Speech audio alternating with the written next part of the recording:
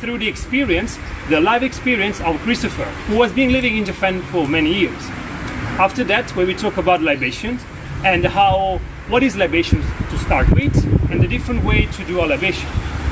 And third point, from which we start right now, it's with our friend Ilario, who has been with us for getting 4 weeks right now. So for our third Facebook streaming, and he has been doing he's an internship.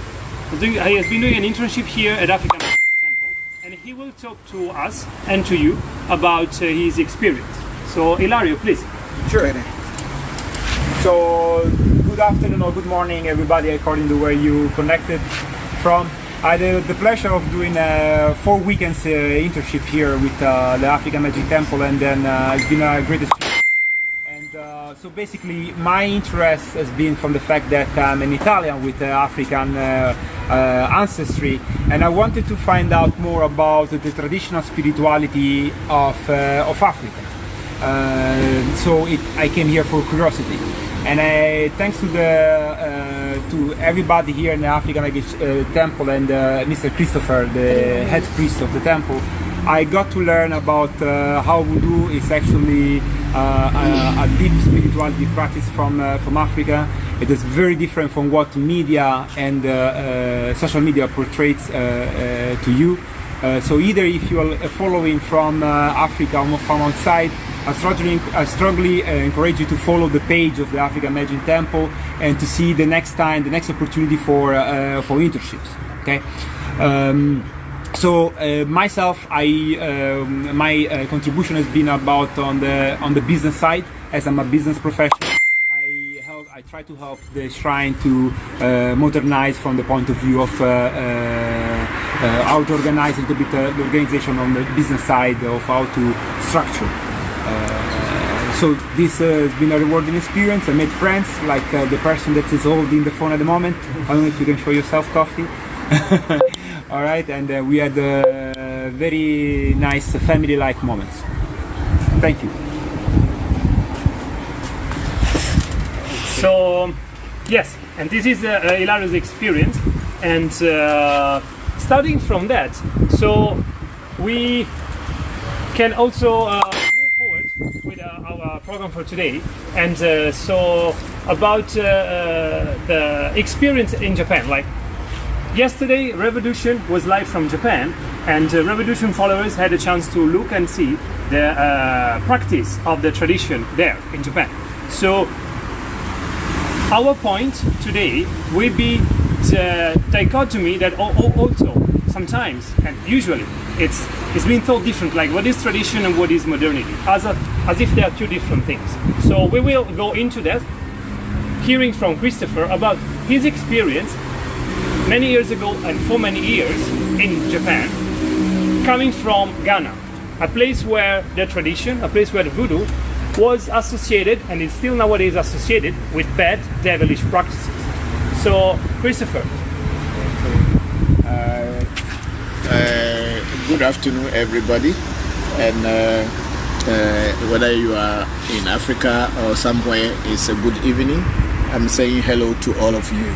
Yes, we're talking about Japanese traditional spirituality, which is the same as nature spiritual practices anywhere in the world. Can be in Cambodia, can be in Ulaanbaatar, or in China, in Africa, in Tokyo, in Takasaki, or wherever in the Pacific, in Tonga, in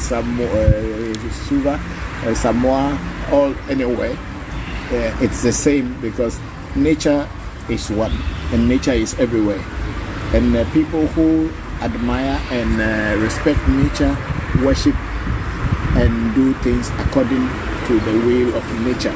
So according what has happened in Japan yesterday and before yesterday, I think is the Obon Festival, which is the summer festival of the Japanese, whereby everybody goes back to their home villages, to their hometowns, to go back to their ancestral shrines, and I think sometimes they also go back to their ancestral graves and tombs to worship, to clean the tombs and clean the cemetery, and also go back to the villages and towns, clean everything. And then there is the festival of carrying the shrine, the god or the ancestral spirit that protects that particular community. All the youth, businessmen, everybody comes and they pray, they pour libation, they do all the prayers, and then the young people will now come and lift the god as if it was the god in the shrine and move it all around the areas in the community, making sure that the god sees what is happening in the community and then protect and defend the people. So that is what the Japanese are doing, which is a nature worshipping or respecting nature, I would say. In this, it has nothing to do with any imported ideology from anywhere, but it is their own, and it is upon that they build what is modern Japan today. But one good thing about Japan is that they have not forgotten the old. Even though Japan has developed to this level, and everybody give respect to Japanese for their development in electronics and car industry, or just mention it, but they have not forgotten their ancestral beginnings. So when you walk the streets, even in the big city like Tokyo, or when you go to Omotesando and all those areas, you see that these shrines are on the road. Somewhere they make small shrine, they cover it, and the people go there, respect, or even if you don't see anybody praying there, they have put it as a mark so that they to show that they have built on the old.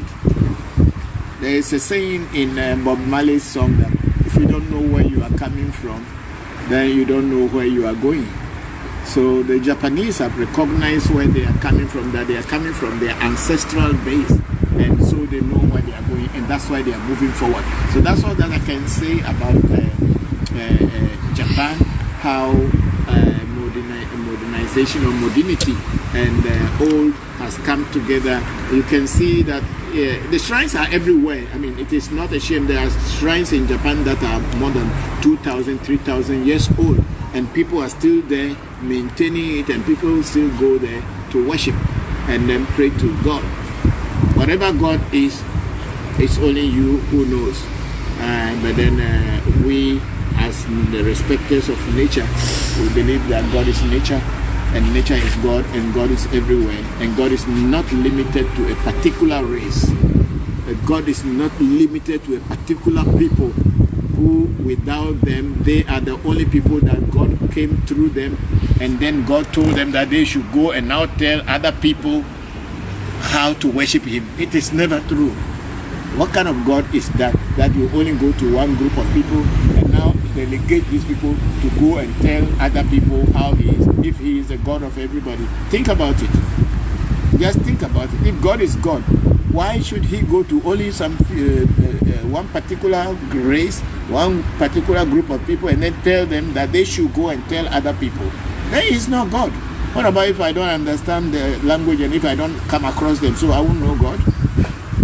God is God, and He is everywhere. It has nothing to do with any building or any shrine or any particular language that you have to learn before you worship God. Worship God in your own way and according to your culture. Thank you for that. Yes, and continue on this topic, like what brought you to Japan, and what did you like about it at first impression? Okay. And also what started once you started living there. Japan, I'll start from what sent me to Japan. Yeah. Yes, what sent me to Asia, that's what I would say. Because it's not only Japan that I had been. What sent me into Asia was spirituality. I was looking for truth. And then I went all the way to learn in India to be a monk. And then when I was a monk, ordained monk for that matter, in India, I finished my training and I was ordained as a Acharya Kamaleshwara Brahmachari and then I was sent to Thailand as the regional priest to cover Vietnam, Laos, Cambodia, and Bangkok. And then after some time, I decided to get out of my renunciation and become an ordinary person. And then I started performing magic as entertainment magic, because I was already a magician before becoming a monk. So when I was performing in Bangkok in one of the hotels called Dusit Thani Hotel, one of the 5-star hotels, and some Japanese found me, and they asked my manager to send me to Japan to perform a 6-month show. And I went to Japan on their invitation to Osaka, and then from there I stayed in Japan for 6 months. I went back to Thailand, and then I again decided to go on my own to perform. And so it was looking up for the truth that sent me to Asia, and I ended up in Japan. My first impression of Japan as a country was the culture, the way people respect one another, and the way they respect nature, and the way they respect their ancestors. That's what made me to love Japan. And even until today, that's the most beautiful thing for me in Japan, because they love their culture and they love nature. They love culture, they love their culture, they love their people. The Shinto religion or Shinto spirituality is just like our Ewe Vodu, where herbs and nature is used to create harmony between humans and nature. Yeah, and would you say that for you being in Japan changed something on your perception of African spirituality, of Voodoo? Because my experience in Japan, when I met some Ghanaian people living there, I found in them like quite a certain openness towards like the African spirituality, towards Voodoo and let's say African traditional religion, the way that sometimes people use the word, but toward the spiritual practices. And the way they were telling me is because here in Japan also they do the same. They do something that's very similar, that Shinto is very similar. So they see that connection. So for you, was that meaningful as a point to, what was your idea at that time with spirituality, African spirituality? Oh, just as I said earlier, Shinto is natural spiritual practices of the Japanese, where herbal and nature is respected in order to respect what is called God.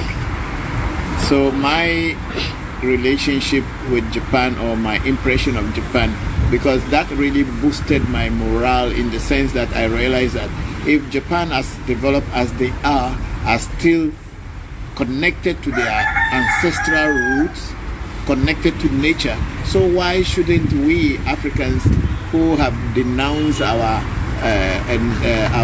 ancestral disease and wanted to make ourselves Israelites, wanted to make ourselves Europeans, wanted to make ourselves Jewish, we want to make ourselves anything else except African. So for me, Japan has really boosted that for me, and that's why I started the African Magic Temple from Japan. But then we came to Ghana to put it on physically, even though I had my small shrine in Japan and I was attending to people. But then when we came here back to Ghana, that's why we opened it big. So African Magic Temple originally actually started from Japan, not in Ghana, and because of what I have seen. Oh, and this is very, very fascinating to hear from your voice. So would you say that like something like a pouring libation is something that we could also observe in Asia or in Japan? Yes. Yes, of course. One thing I have noticed, because when I was in Japan, I traveled a lot in Japan. I have been to almost everywhere in Japan because of my entertainment magic business. So sometimes I will go to places where cars don't even go. As car driving automobile does not go, but Japan is a country of cars. We have to get down and walk, carry our luggages on our back, or people will carry it for them, and we'll climb all the mountains, go to the top of the mountain, and it's a whole village with a shrine, and people are there, and we'll go and perform magic in these shrines and places, as like this time that there is summer festival in Japan. Like this kind of time when I was in Japan is one of my busiest time, because I have to be traveling from one place to another just to entertain people even in the festivals. And one thing, when Japanese want to, Japanese pour libation, but maybe not the way the Africans pour it, but they pour libation. When the Japanese want to make a construction, or when the Japanese opens a new business, what they do is that they fetch alcohol in a glass, and then they fetch salt also in another container. They'll put this salt and a glass on the land. They will make a bamboo leaves to make kind of a fence, like a small shrine. They will leave this at where the construction is going to take place for about a week or maybe 2 weeks, I don't know exactly. What they are doing with that is that they are appeasing the spirits of that land before they will put their building on it. They want the spirits to know that they are coming to disturb them, or they are coming to do something here. So they are asking for permission by giving that drink and all this thing. And then when they the days that they are supposed to put it, I don't know the exact amount, I think 7 days or maybe less or maybe more, I don't know. Then when that day has passed, they will now come and take these drinks and pour it away, and then they will start their construction, whether it is going to be a skyscraper or whatever. The Japanese will first appease the spirit of that particular portion of the land, or the whole land that is there, the spirit that is there. They have to give it a drink, and then before doing anything that they want to do. So that is very, very interesting and very, very beautiful, because you respect nature and nature will respect you back. Yeah. So there must be a place for nature in a culture. And this connects with a question from Sankofa Hema from Ghana. And was asking is that people think that it's just science and technologies that help these Asian countries to develop, as if there's no space, and spirituality tradition has no space in that. What is your idea? What is your position? Yes, I said earlier that the Japanese build on the old. That's why in the city they have shrines. Even in Tokyo, as the capital of Japan, where Tokyo is one of the most advanced cities in the world, if not the advanced one, but it's one of the most advanced cities in the world, Tokyo. You even see shrines on the roadside where people put something like they put drink or salt, or they offer something. And Japanese are not only technological people, they have a deep root in their tradition, their culture of ancestral worship or ancestral respect. You cannot build anything in a vacuum. You build on something. So Japan as a country was built on what the ancestors left, and they have not forgotten that. So they always give respect to the ancestors. So when you go to every Japanese home, in their houses, every true Japanese has got a shrine where they have their ancestors, their names written on a plank of wood, or a special ceramic or stone or whatever, and they put them all down. And this shrine, every morning they go to this, pray to it before getting out of their house to go and be to go and do their busy activities in the day. They don't do anything. They will not go out just like that. If the person does not have it in his apartment, but then in his village, in their main home, their fathers or grandmothers or grandfathers have this thing, and they do that prayers every day before going out. So, and also like I was talking about the Obon festival. The festival is a festival about bringing the dead spirits of the ghost back home. You bring the spirit of the dead people from the cemetery. They bring them home, keep them in the house for about a week, feeding them, changing water for them, giving them alcohol, giving them a tea and all these things, for giving them fruits and cooking foods for them. And slowly after a week, they go back into bring the spirits back to the graveyard. And then it will be like, okay, goodbye for now. This is where you are staying. Next year we'll come and get you back to the house again. So please try to overlook us, cover us, take care of us, intervene and interfere and intervene in intercede on our behalf until we come back to you. We will be praying to you every day so that you can continue making us to progress. This is what Japanese do. And those of you who are very conversant with the Japanese sword, the katana, the Japanese sword, which is so sharp that when you drop a silk on it from the air, when it comes, it will just cut it by itself. You don't even need to swipe it. But then the sword is the katana as a sword is a spirit, and Japanese worship it as a god. So when a dead person dies, before they will put you into the crematorium to cremate you, or to put you inside the burning fire so that you go, they have to put a sword over you when your body is laying in state. And that sword is given to the dead body to use as a spiritual weapon when they are going to fight any energy or any negative energy that will stop them from going to their home of their ancestral home in the spirit world. So Japanese are more spiritual than physical. If you don't know, you need to read more about Japan. And we have at this purpose a question from the Andre Radford from Arizona, Yes. US. And was asking is, so do you believe that Japanese got these spiritual practices from Africa? No. Or are they Africans who migrated to Japan? Okay, Japanese did not get the spirit from Africa. But then there is part of the Japanese history which says that there are original people who were living in Japan were black people. Well, I may not call them Africans because maybe the time that they even moved from Africa, because it is known in history and in science that the origin of human beings is from Africa. That is already known. So maybe the time that they even moved from Africa, Africa did not exist as a continent.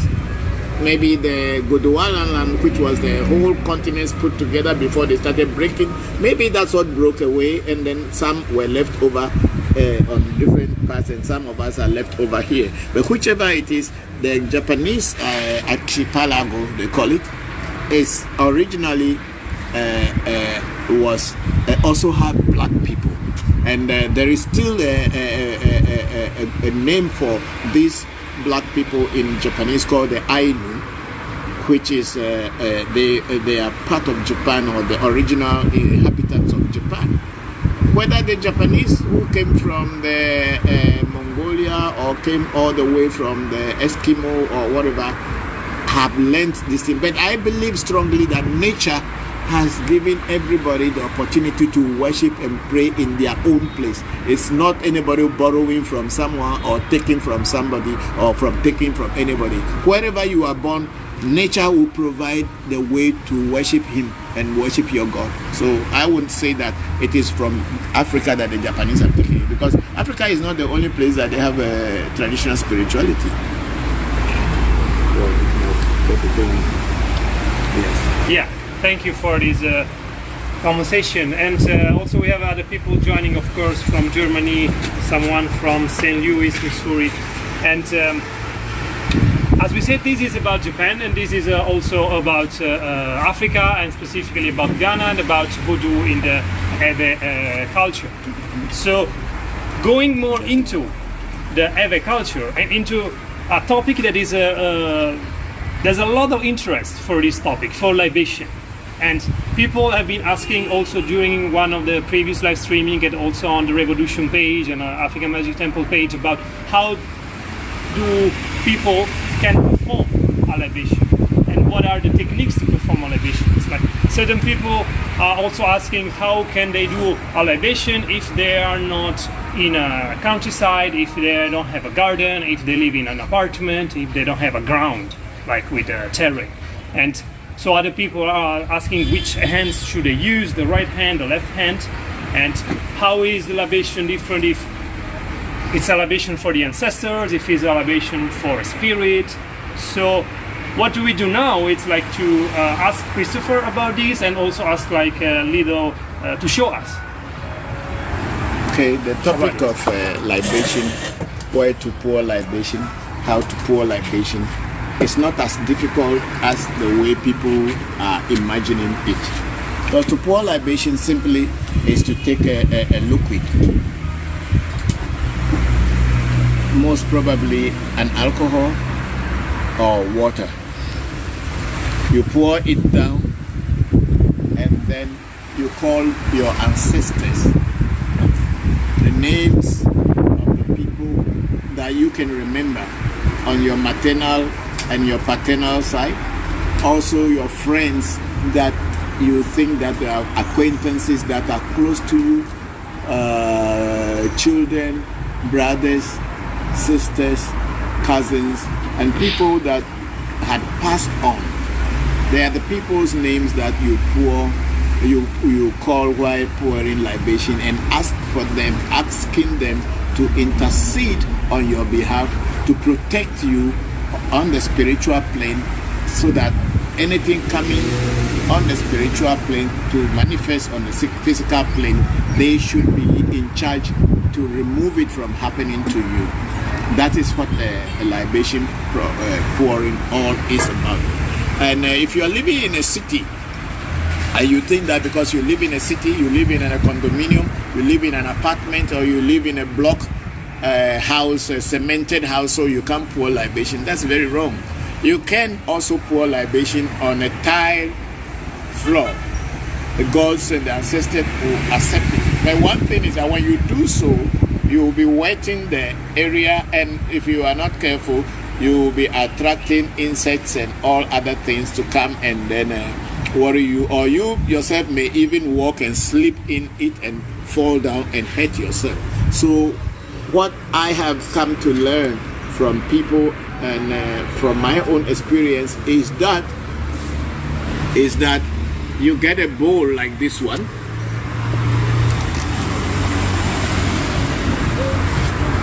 You get a bowl like this one and fetch sand into it. Fetch a sand into this one. Locate a particular space in your room, your bedroom, your kitchen, in your living room, wherever you choose to connect with your ancestors or the spirits. And once you get that place, make that place a sacred place. When I say a sacred place, keep that place specially for the ancestors.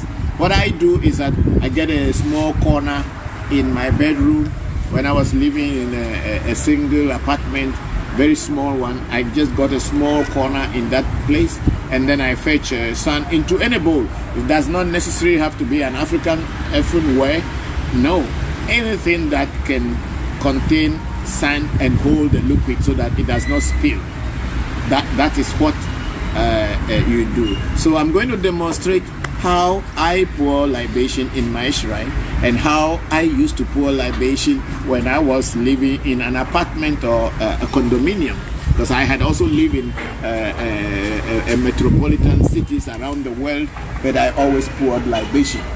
So okay, we take this as your drink and this as your glass, and when you do, make sure that you leave your drink and a glass always where you pray, so that even in your absence the ancestors can come and fetch a drink for themselves and drink, and then they will always know that you have located. That could be called your altar. It does not need to be a table like this only, that is called altar. Wherever you pray to your God and call your God, it's your altar.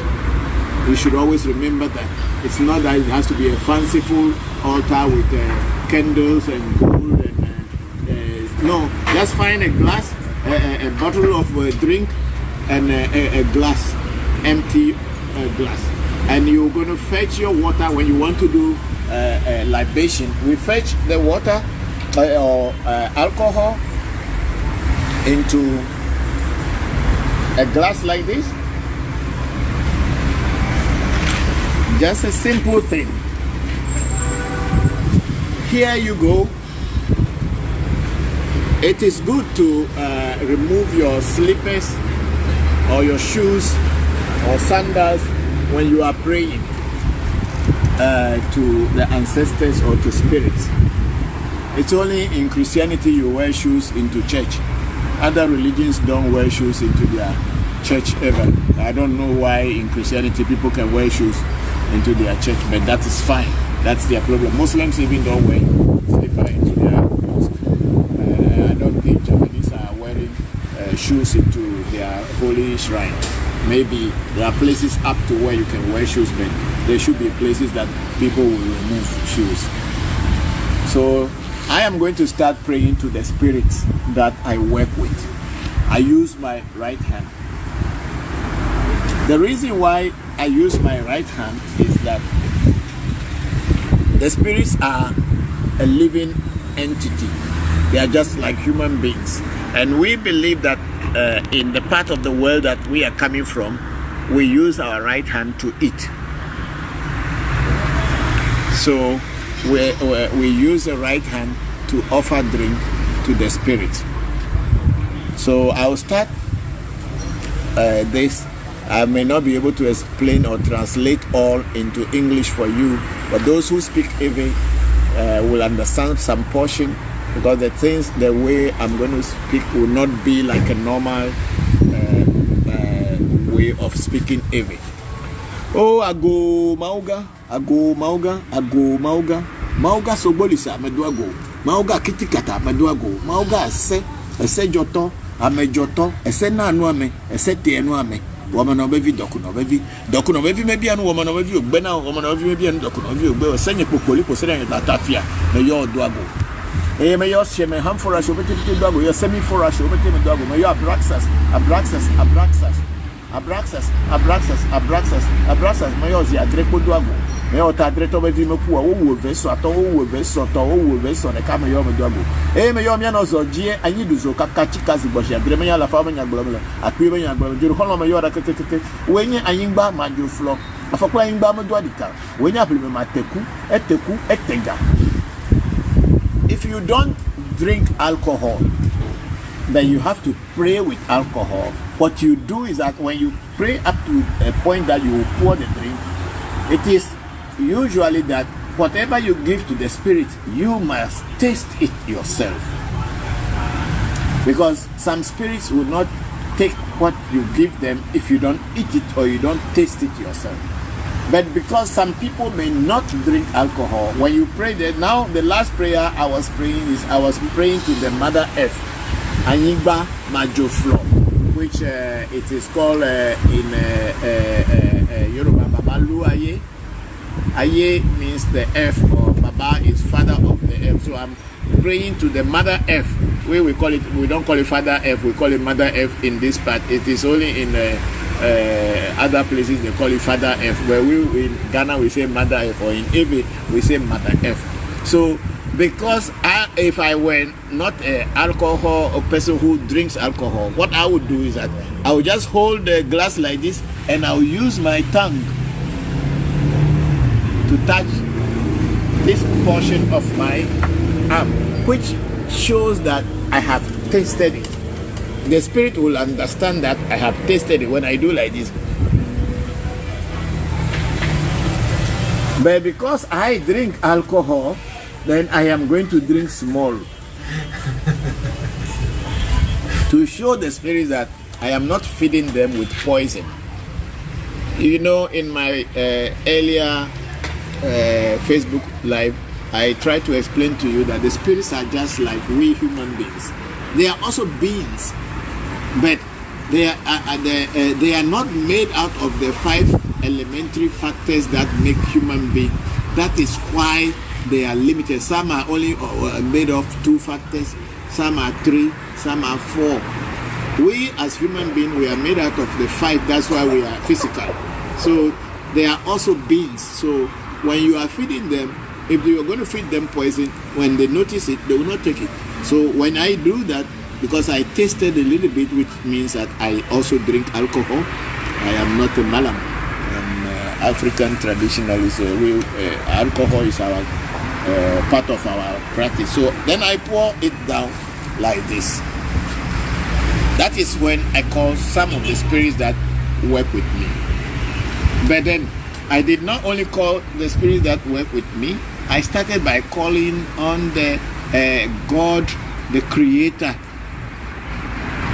Mauga Sobolisa, God, the operator, the one that controls everything, Mauga Kitikata, and then God, the day of destiny, Mauga Esse, the one that brings each and every individual into the world according to their destiny.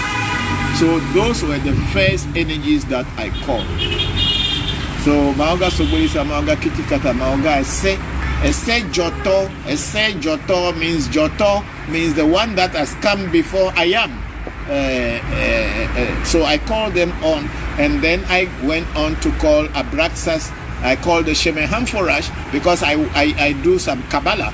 And in Kabbalah, there is the 72 holy names of God, of the Hebrew God, which is the one that most people are conversant with is Jesus. But then in the Hebrew Kabbalah, there are 72. Jesus is only one single out of the 72. But most people don't know. People don't even know the rest. So I call upon those Shemehamforash and the Semiforash. And when I left that one, I went into calling the Abraxas. Abraxas is the divinity that is the Christ consciousness. I'm not talking about Jesus of Nazareth, but I'm talking about that consciousness that pervades everything, whether it's in Buddha, in Krishna, in Shiva, in Muhammad, or in Jesus of Nazareth. There is one energy called the Christ consciousness, which pervades everything. That is called the Abraxas. So when we initiate you in African Magic Temple into the temple, we initiate you into Abraxas, and Abraxas is the one that breaks this into the psychic plane, whereby you can be connected to the psychic plane. So when you go into dictionary or into Wikipedia and all this, when you find the Abraxas, they will explain to you what the Abraxas is. So those energies, I work with them, so I call them. Now I am going, then after the Abraxas, I call the Mother Earth on which I stand, because at least it's the one that feeds me, and when I die, it's the one going to take me away. So I also pray to it. So now I go to the other divinities that I work with personally, which some may be known to people, some may not be known to people, but then they are the ones that I work with. Then I call Akain, Bechuba Kain, Manova Kain, Jevova Kain, Busuma Kain, Trovova Kain, Manuva Kain, Dufia Kain, Manu, Atawa Kain, Gava Kain. Beli pa vimegba hajado akupla ba majojo fiato ba so mete dojo me yomi nu da khogba obo ka ku apemi zango me yomi play vi yo ra keke wo jo pata jo maku afoke me vole mo chi me vole vudo me gbere okokolo ku atole fofo me jogbenyo o ke be jogbenyo me to aya mo jogbenyo me to aya ma moji o to anu kware pele venyinyi le pe me gboto ba jo tuzo pele gu o mo no tepere ka jo pata be yele hafi jo vova jo nyenye jo pata o be fia jo pata metro me gbeda mo lo afi fagbe wili edina Jokpata nena afi nya jolo Jokpata Jokpata nya te preme yo mesi magbo jilo to togbe dente apape luluti zugbo lu ajima ogboju kuro do jalo lo pe nko me valentine fafa me va lojo na pefu ago sapate me yo atigeri me yo goro vodu me yo ra kenken alafia. Then I pour the drink down.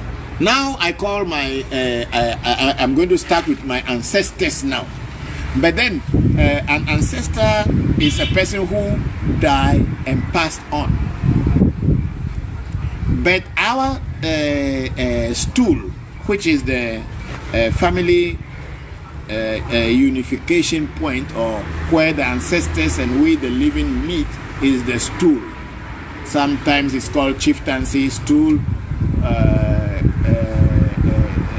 chieftaincy stool or whatever it is. So I'm going to call that stool because of that stool I am. Because if I was not born in that family, maybe I would have been born in a different family. But because I am born, or I was born in that family, I pay homage and respect to that stool too. So the name of the stool is Geje. So I'll call his name. Oh, Togbe Geje. Now I'm using both hands.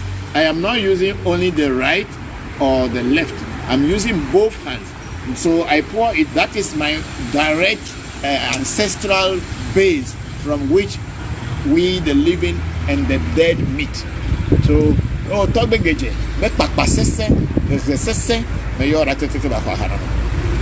Now I'm going on to the ancestors and I'm using my left hand because we believe that the right hand is for the living because we use it to eat. So when people pass on to the other side of the distance, they are regarded as on the left side. They are no more on the right side of life. So they are on the left side because in our culture, the right represents the living and then the left represents the dead. Now I use the right to pray to the spirits that are working with me as a living entities. Now I am using the left to call my ancestors. Meyo brahini meyo bobochi meyo ngbe meyo foli koko mo de ke gomni godo kluche kuma komlaga ni ba kwa kare me meyo tonye kospeku akubia yo nanya akoso agoku efoni koku geje tasinya mosi fusi jam koso brako bra meyo mama nye gbojo mbara to gbonya agoku kofi akubia mensa dori epe ngbe peku no kwa harana mi eke meyo ponye Celestine ya akubia Katrina akubia fonya sense kojo fonya ya oben akubia meyo mi ba kwa meyo miasro ewo mvo atuche akubia me kwa harena yo Cecilia akpene eka tepe mensa ba kwa harana mi anu kuto me nefa na mi gongongo mi na gbegbonu nefa na nyichema no yeme yo awuno tuji Bokor tuji tobo tuji me yo kinikini hasese boju barasu baragonana ba kwa ha me yo Bokor adafliso agbovi Bokor afacha ajoge kuto me nefa na mi gongongo mi na gbegbonu nefa na mano godo dagbelo me yo when I did this one, I called my grandfather, my grandmother, my uncles, my junior sister which passed on, my niece, and all the people who were close to me. I called my teachers who taught me the Bokors that I have learned from, who had been in partnership when they were alive. I called their names too and I gave them drink.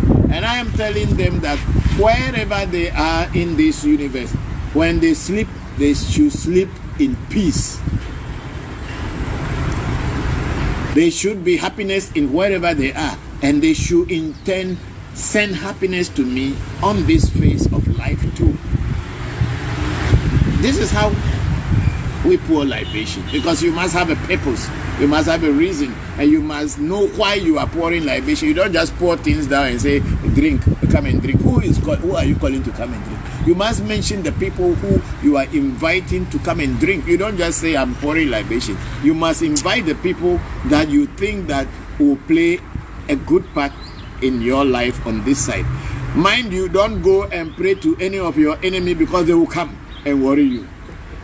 Because if somebody who had been an enemy to you in this life and passed on, and you are praying to and calling that person's name, then you are inviting the person to come and be part of your life again. So you are inviting trouble for yourself. So mind you, you pray to the people that you know that can fight for your cause. People who can stand in when danger comes and they will prevent you from danger. They are the people you will invite when you are praying. You don't just pray because you say you are pouring libation and you call someone who wanted to shoot you and unfortunately killed themselves, and then you want them to come again. So now you are inviting them. You can't see them this time. When they put the gun on you, you are gone. So this is libation pouring. So I call my father, my mother, my grandfather, my great-grandfather, and all those people who I remember. I gave them drink. And these people die a peaceful death. So I pray to them in one place. There is the belief in our system that when people die a traumatic death or accidental death, since they did not want to die, or they did not die through sickness or natural cause, they are not at peace. They are still angry, and we call such people the living dead. They are dead, but they are alive. And in Voodoo, they have a very strong place. That's why the spirit that I pray to first, which is Akai, is the overseer of all people who died traumatic death. So he is the one who controls them, and I have that spirit with me. So when I want to pray now, I have some family members who died through accident, and I'm not going to abandon them because they died through accident. So when I am feeding, I'm giving pouring libation, I'm giving them food, I will not invite them because they were also dear to me, but unfortunately they died at a premature time. At the time that they were supposed to die, according to our belief, they were supposed to die in a peaceful way, but then dying through accidents and all this thing is not regarded as a peaceful way in our culture. So for that, we give respect to that. And I don't feed them together with people who died the peaceful way. You don't feed them the same place. So now I'll start by pouring their own here. Oh, my dog, go, my vinny Christian, my your wedding, Kojo Brahina, my Mokosi, Fonia, your mensa, Chaco, Ablosi, your Agbanyo, my your phone coffee tepe mensa, my your Togbe Amuji, James Kofi Amuji, my your skinny Johnson Kofi Navo. A kuto manefana mi go, me an agbe bodu nefana in Germano. Ya te pefi mi mlode, mi am loving me, go do, mi am loving me, ne menefa, go do, Baba Namilo. So this is how I pour libation, and from here I can decide to call all the other spirits that are working with me individually, and the Voodoos that I am working with, and give them all drink and tell them that I am wishing them to be strong, so that if anybody who is trying to fight me or disturb my peace, they should face that person. And then they should bring prosperity into my life. They should bring good things into my life. They should bring health and strength into my life, so that I can be alive and continue praying to them, as well as praying to my ancestors. So this is how the pouring of libation is. It's a very simple thing, but people make a big deal out of it as if it is something you have to have a special place to go and pour libation. You can just have a bowl like this and keep a bottle of drink and a cup there, which you designated for the spirits and the ancestors. It's not the same cup that you are using to drink water and drink everything. It's what you will use. You will only use that cup probably during the time you are doing spiritual things and praying, and everybody can drink from it. But it will not be like a normal when people are having fun and then they are just drinking it. So you delegate or designate a particular conco or cup for the ancestors. When the drink is finished, you buy another one to replace. But sometimes you may not have money when the drink is finished. Fetch water from the tap from anywhere, pour for the ancestors. They know that you don't have money. That is when you will tell them that they seen that there's no more drink in the bottle. If they want to continue drinking only water, then they should continue drinking water. But if they want you to be able to buy alcohol, they should find money for you. This is what it is, libation pouring. I think I've made myself clear. If people have any question, you can go ahead. Yes. It was very clear, very clear. We are very grateful. And so, again, if you have a question, you can start asking your questions. Yes. We have one question from the beginning of the streaming, yes, which is about a very interesting topic, a recurrent topic, I would say. It's about dreaming. And the question from Angel Zion is that it is said that eating in your dream is a bad thing. Yes. So is there a way to prevent these, and how? Okay. In our culture, or in most Voodoo cultures, eating in a dream is not good. Why it is not good is that it is believed that the witches are training you to join their gang. And then when you continue eating in your dream also, what happens is that good things don't happen to you on the physical plane, because the witches are beginning to conquer your house. And most, when you see yourself eating meat, anything meaty in your dream is not good. You are dining together with the witches. What about sweet things? Sweet things? Oh, I don't know much about sweet things, but in Africa you don't dream about eating sweet things. Mostly you eat pepper, you eat meat, you eat all the things that you like enjoying. So, but then of course people can dream about eating sweet things.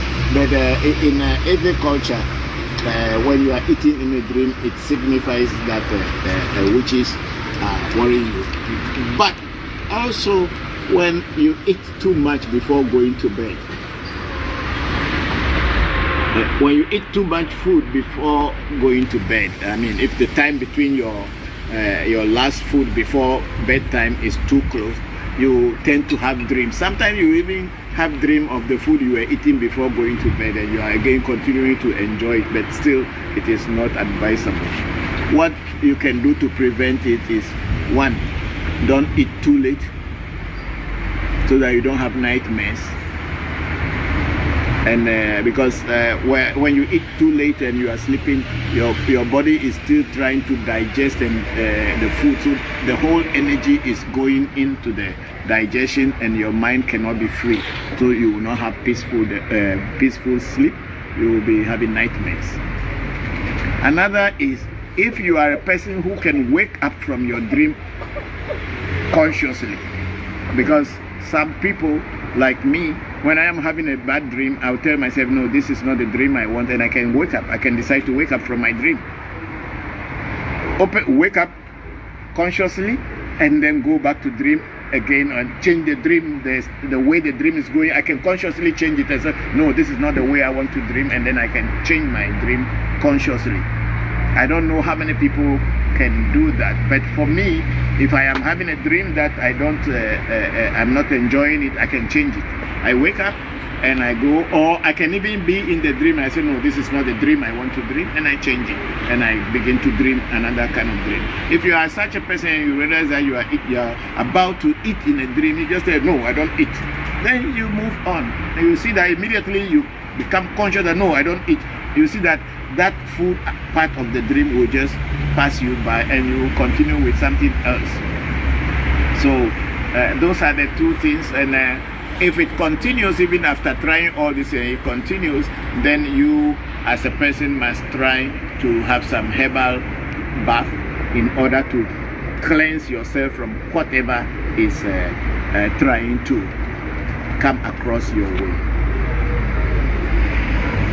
Yeah, does it make sense? Yes. And there are people also like McDodge is reading that he has been eating a lot in dreams. He should stop. So yeah, that's the suggestion for it. Yes. So then we have a question about libation from Annalisa. She's a friend of mine, also an anthropologist.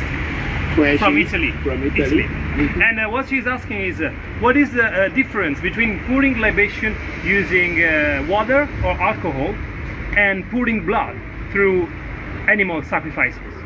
Blood pouring is not called libation.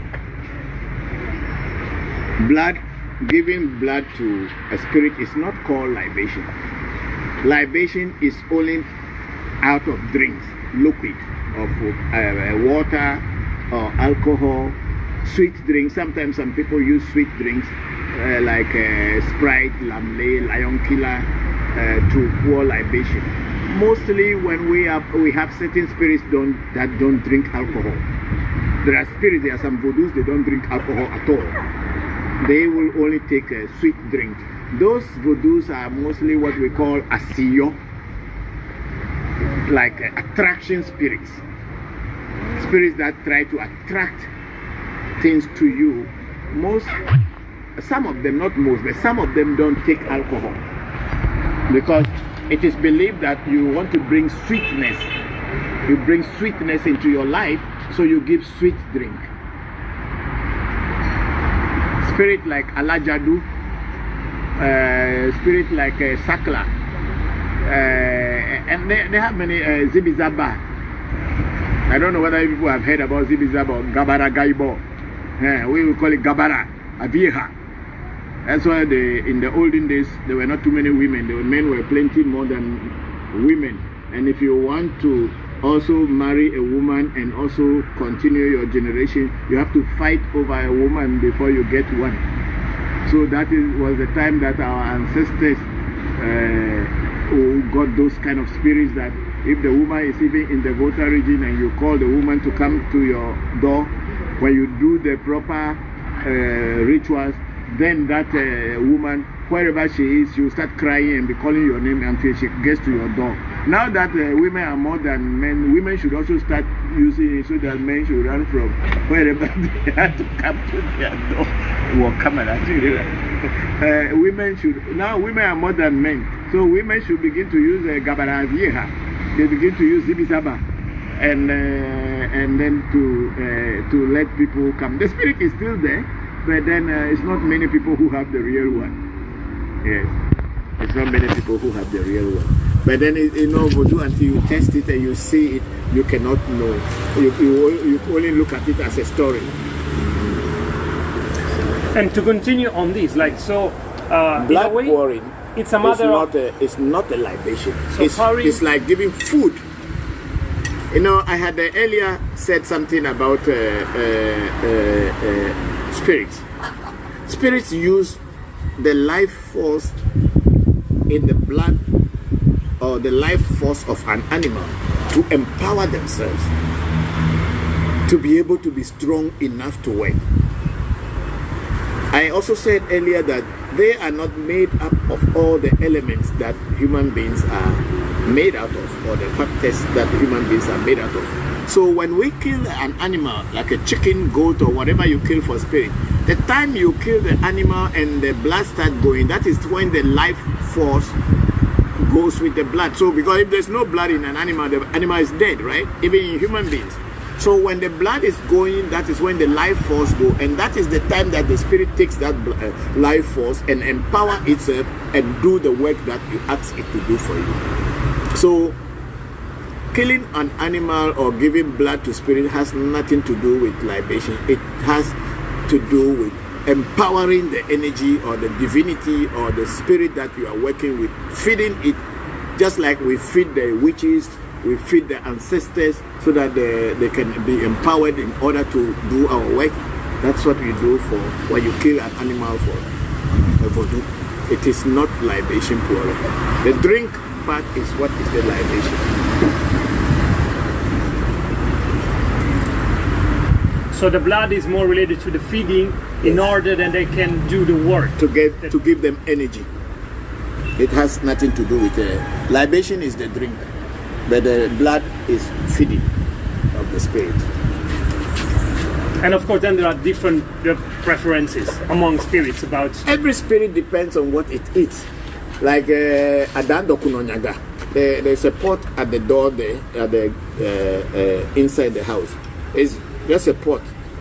That spirit does not eat goat. So when I kill goat, I cannot give it goat blood. It eats duck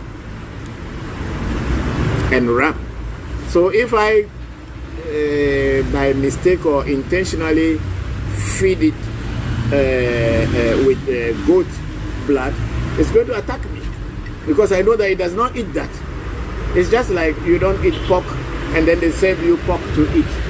Means they want to remove you, they want to kind of let your power go away from you.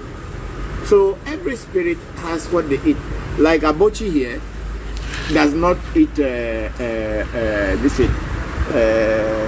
goat.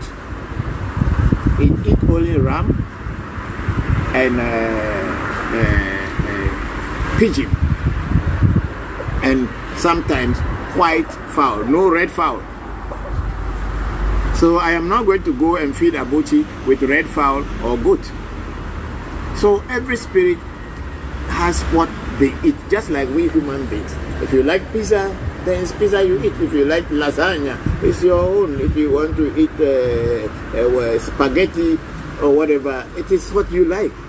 I like fufu, which is with a benkwai, the dechi fufu with bola, goat meat, hot one. So people have their preferences. If you cook a whole pig and put in front of me, I will not eat because I don't like it. So it is with the spirit world. What they like is what you feed them. Yes. So can we say that water is like an emergency drink when there's nothing else? Water, available? everything drinks water. Even animals drink water. The plants drink water. Everything drinks water. So water is a universal drink where you can use anywhere in the world. You can find it everywhere in the world. And when you are in an emergency situation, you use it. The other day, Theophilus, who was here last Sunday, I was in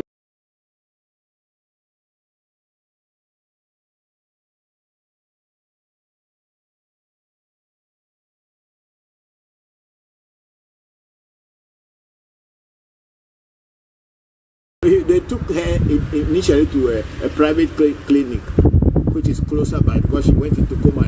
They have to rush it her, and he does not have money, or he didn't have money at that time.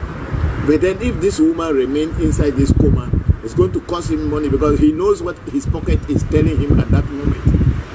So he called me from the hospital and said, "Papa, this thing is happening. What can I do? I cannot go to the shrine. And I'm not home." So, and Papa, you know, I don't even have money in my pocket at the moment. I said, "Do you get anybody? You have about 10 pesos, 20 pesos?" He said, "Yes, buy pure water."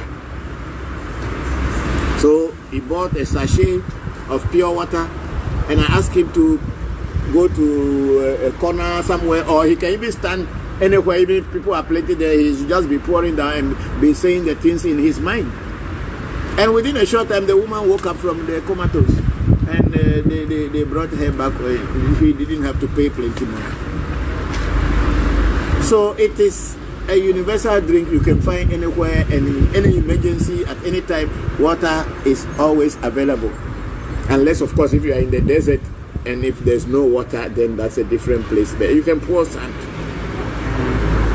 anything that you can, because the God that we are calling, the spirits that we are calling, the energies that we are calling is inside of us. So you are the power. You need to know that you are the power. So you have to use your willpower to make that power work for you. Because if people are looking into the sky thinking that one day they will go to heaven and enjoy, and then they are suffering here and they continue suffering here, that they are allowed to suffer here. The pastor is enjoying here and is promising you that you will enjoy in heaven. But the truth is that why won't he also wait and enjoy in heaven? Why is he enjoying his beautiful car, his beautiful house, air conditioned, and chop good, chop better here? And he's telling you, don't worry, God will give you when you get there. Why? The pastor should give you what he's enjoying, so he should wait for God. The power is inside of us. We are the gods. In Oriental philosophy, they say you are your own gods. In Hinduism, it is taught, it's in Buddhism, it is taught that you are your own gods. What do they mean by that? It means the essay, the destiny that you came into this world with, which I use in the prayer, is inside of you. It came here with you and it's going to live with you. And it's the God that came here with you. Each and every individual has that. And you only need to develop it and then empower it so that it works for you. Because now I speak every.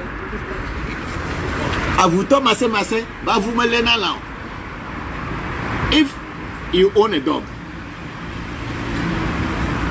and you are a hunter or you have a dog, if you yourself, the master of the dog, you are weak, your dog will be a weak dog. If the dog, you the master, you are strong, your dog also will be strong and be able to catch animal for you or be able to defend you. But if you are weak, the dog, when they say, hey, the dog will put his tails in between his legs and start running away. But if you are very powerful and you empower your dog with force and tell the dog, do this, do that, the dog will be active. So avutoma se maseba vumelela. If you are a dog, if you are an owner of dog and you are not strong or you are not tough on your dog can never catch anything for you. What it means simply, or what I am trying to say simply, is that if you have a spirit or you have a voodoo or you are introduced to a voodoo and you don't work that voodoo by yourself and you are thinking that the voodoo will just work on its own, it's not going to work. It is you who have to put your will, your energy, your power into the voodoo to let it work for you. Then they'll say, oh, this man's voodoo works a lot. But if you just put it there, you are waiting for the voodoo that you should go and do. You must empower it in order to let it empower you.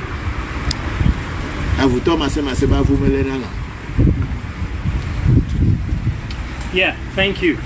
And we have also a bunch of questions, and I will start asking for the question that relates directly to libation, and then we move to the other question. So I will not ask the question today we are not going to be long because we have a reading to do. The spirits are saying that they are back, so we should be finishing and then go to attend to them. So we don't have like let's say another 15 to 20 minutes. Yes. So we go straight to the question. One question is from Cassia. She asking like we're talking about libation to positive spirits. So if there is a negative spirit, should we ask our ancestor to fight that negative spirit? How does it work? And this is I will add, is there such a thing as a good or bad spirit? Yes and no. What is a positive spirit and what is a negative spirit? A spirit that favors you is your positive spirit. And a spirit that is against you is your negative spirit. Someone's positive spirit will be your negative spirit. And so another person's negative spirit is someone's positive spirit. So when we look into the reality, there is nothing called positive spirit or negative spirit. It is what is against you is what you call negative, and what is for you, you call positive. In a very simple sentence, that's all that it is. So when you are faced with something that is challenging you, then that is your negative spirit. Yes, you ask your ancestors to remove that from your path. That's why we pray every day. That's why we pour libation for, that our ancestors should guide us and protect us from anything that will be against us, or whatever is against us. Our ancestors and the spirits that we work with should be empowered with our libation and our killing of animals or whatever for them, so that they can protect and prevent us from falling into trouble. Is that okay? Or if the question is not clear, answer is not clear, you can still elaborate and give me something I can answer more. Yeah, of course, you can always adapt and ask for clarification about the question and the answers. So also relating to ancestors, like if we have let me drink. Go ahead. We have a Brandon Long and asking about how do I take the first step to honor the spirits around me? This is from Brandon. So the first step to honor the spirits around you. The first step to honor the spirits around you is to acknowledge that there are spirits in the first place. But if you keep denying that the world is only a visible world and you don't recognize the invisible world, then you are denying the presence of spirits. Whether you deny them or you don't deny them, they exist. Your denial of them does not stop their existence. So to acknowledge that there are spirits is the first honoring of the invisible world. To acknowledge that there are things around you that you don't see. You know, when you even go into Kabbalah and all this, they call certain spirits gnomes, undines, sylphs, and then salamanders. They are all in the spirit world. Some of them are airy spirits, some are fiery, some are luminous, and some are solid spirits. When you go into a new building or a forest, when there is no one, and you are there alone and you start walking, you begin to feel goose pimples. Sometimes you feel like goose pimples around your body. You feel that there's a presence, but you can't see it. And only that if you are brave and you encourage yourself, oh, it's not anything, then you walk like a man then. But the presence is there. You could feel it. Naturally, you will feel that there's something, even though you can't see, you cannot see it, but you know. Even if you go into a building that is just empty place, a house, a new house, or you rent a place, and you move in, and you are alone, you feel the presence of some energy. Something is there. But what is this? It's an energy, only you can't see it, but it's seeing you. It may not be there for harm or anything, but it's also just looking for a place, like a homeless chicken or homeless people is looking for a place to stay. So it sees that this place is an empty place and is hiding there or relaxing. But then when more people move into it and activities start, then you see that it moves out. So the acknowledgement of the presence of invisible beings, which we call spirits, and in Ewe we say Voodoo, is the first honoring of spirituality. To realize your consciousness and paying respect to them is how you honor them. Okay, yeah. So we go on with the other question, and John Olaya Ibeli asking, can you speak about having a family deity spirits that are connected to, let's say, different traditions, many religions like Voodoo, Ifa, Congo? How do you find the balance between the experience and dealing with all the spirits that come from different traditions? Why do you have to find balance of spirit coming from different traditions? I mean, that's the first question I will also answer. I used to answer. If you want to follow Ifa tradition or the Yoruba tradition, then you must be conversant and try to know about the spirits of Ifa or the Yoruba spirit. If you want to do something to with the Palo Mayombe spirits, then you must get to know about the history of the Congo and all these things to know what it is. Then you get conversant with them. If you want to learn about Voodoo, which is the Ewe and Fon spiritual thing, then you have to learn about that. But there is nothing like a balance between here and there, because there is nothing to do comparison. You don't need comparison. Whatever works for you is what you use. Whatever works for you in the spiritual world is what you use. You are not a judge trying to compare which one is higher or this tradition is better than that. The one tradition may be favorable to you to use, but another one may not be favorable to you to use. But whichever works for you, you relate to that. There's nothing, it's not a competition like how the diaspora, somebody feel that this one is better than that, because they don't know. That's why they say those things. If you know, you don't compare. Okay. So also about ancestor. What if you don't know your ancestor? What can you do? This is Christophe Livon asking. Okay, do you know your father? If the person know his father or know his mother, then it's okay, you know your ancestors. Unless, of course, you are totally adopted from a background that you don't know your father, you don't know your mother, and you are adopted into a family where you have no root lines. But you will start to pray to the people who are taking care of you, their ancestors first, because at least that is where you are living. That's the one that gives you food before you are alive. You must acknowledge those ancestors, and through that you can tell them that whoever your ancestors are, you cannot know. So they that you know, they should connect you to your ancestors. So when you pour libation for these ancestors that have adopted you, they should now spread it to the people that you don't know. Simple as that. They don't have to go digging DNA and all this. It does not change anything. Okay. And now I will condense like these two questions because we're having a lot of questions. So one question is about what if my ancestors are full-blown Christians? How do I know if they are for me or against me? Were they born Christians from Africa? Africans are not full-blown Christians. Christianity came to Africa. Black man is not a Christian. by nature. It was imposed on them. So there is nothing like when your ancestors were Christians. Do you know your first ancestor? Before you say your ancestors were Christians? Black man is not a Christian. We were forced to become Christians and Muslims. So you can't say that your ancestors were Christian. From which race of Israel? But like, what about the direct ancestors? Like they say grandfather? Yeah, if your grandfather, grandmother can be ancestor, but your ancestors are not only limited to your immediate grandfather. The people who came from where before they born your great-great-grandfather, you know who they were? Or their blood is not running in your body.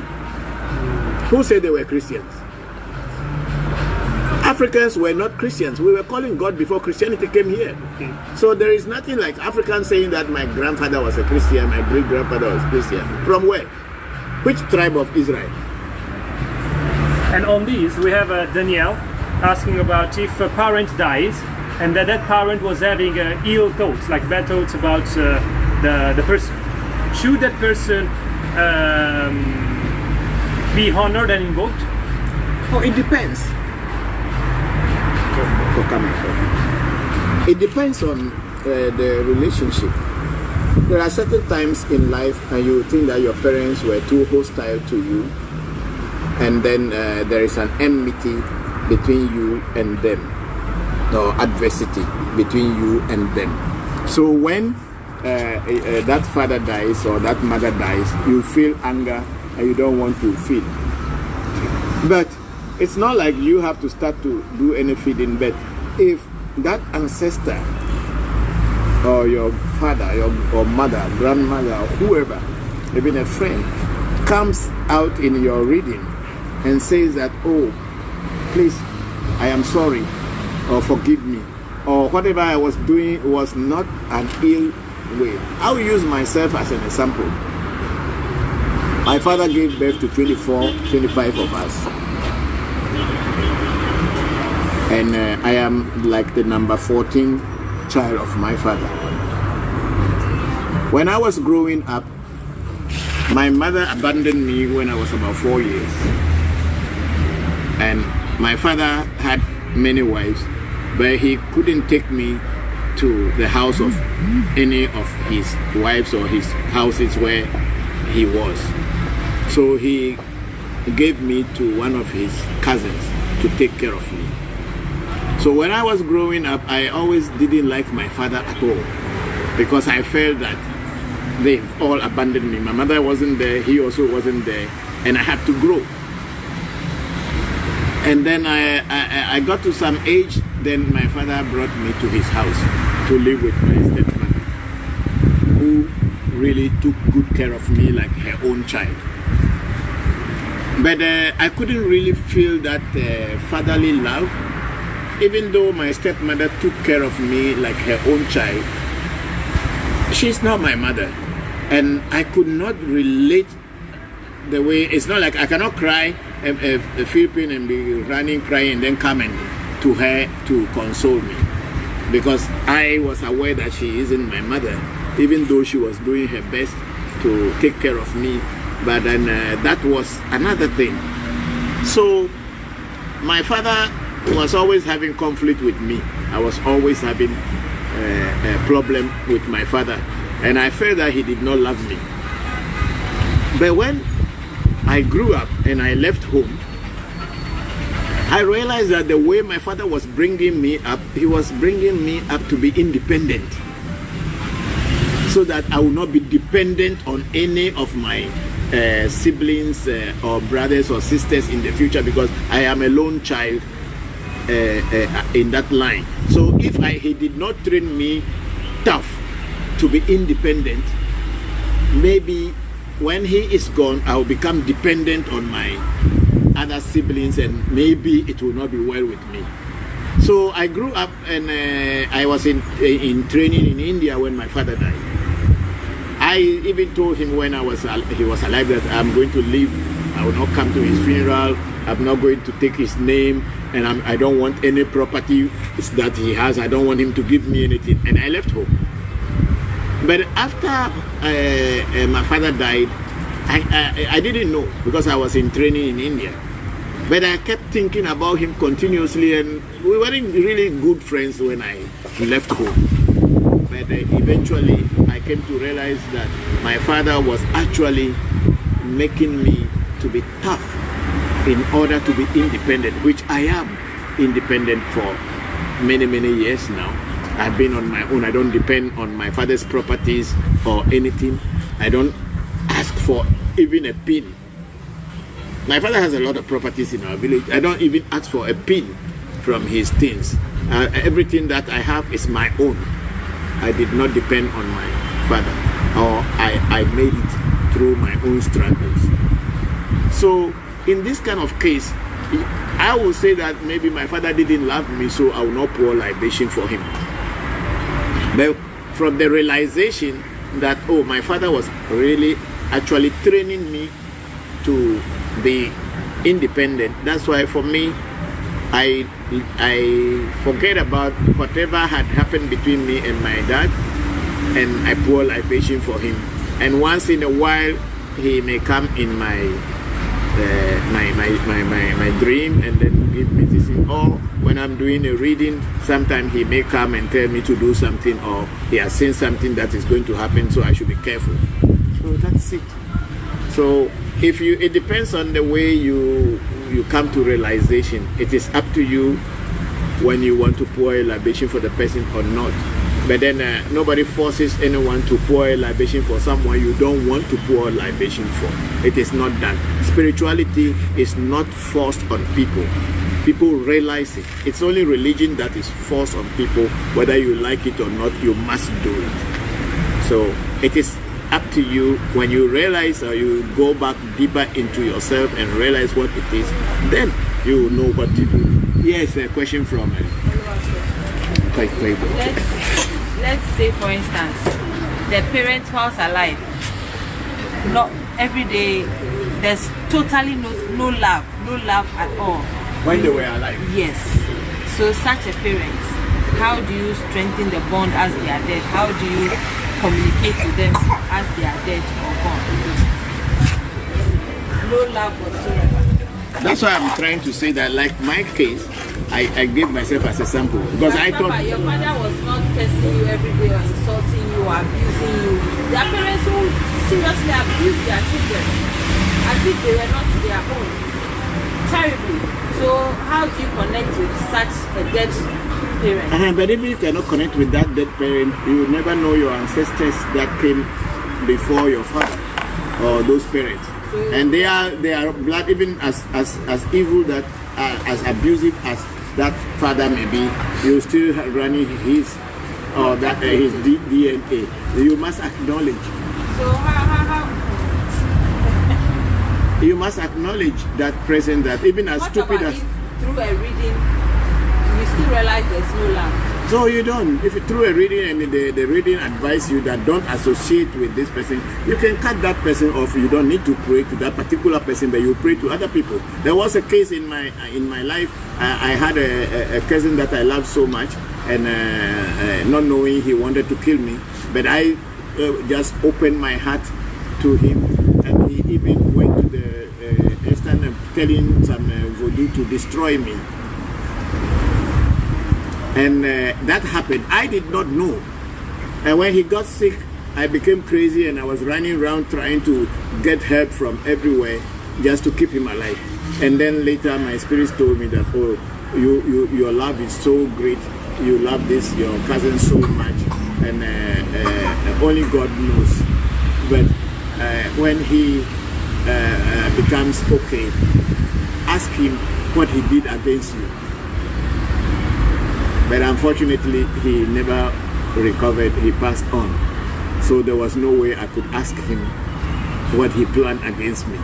But because I have a very strong essay, my destiny is very, very strong and stubborn.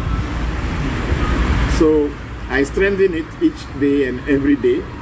So my destiny is so stubborn that if you think that I'm just so open and I don't attack people and you can just attack me, that is up to you, between you and your God and my destiny. They will deal it out.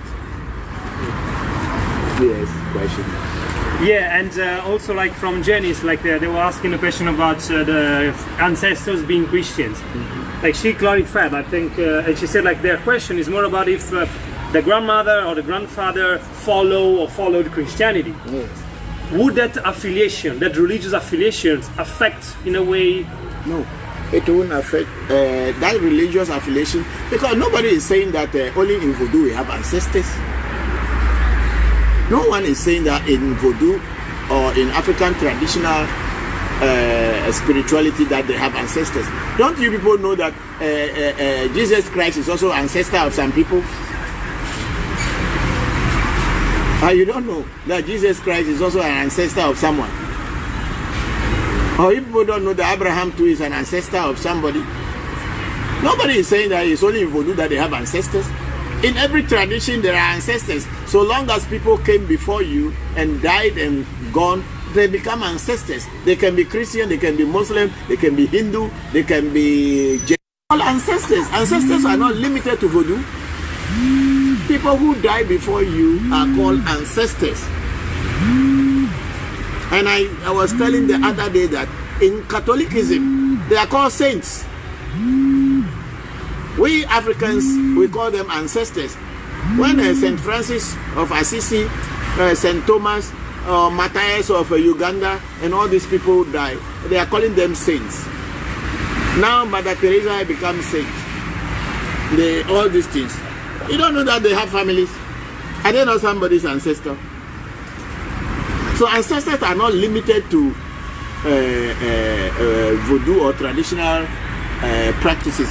It is in everything. It's just the acknowledgement of the people on whose shoulders you are standing tall.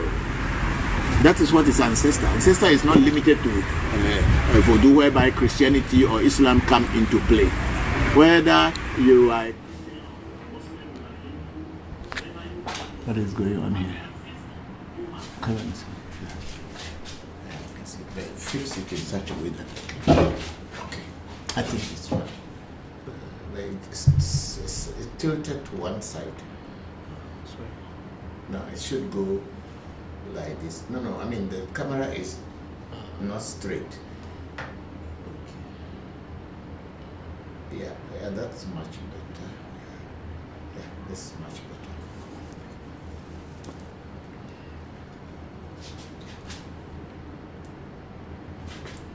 Is it connected? Yes, please. It's connected to these things? Yes, please. Okay. I just put this one in front of me. And DGI this way.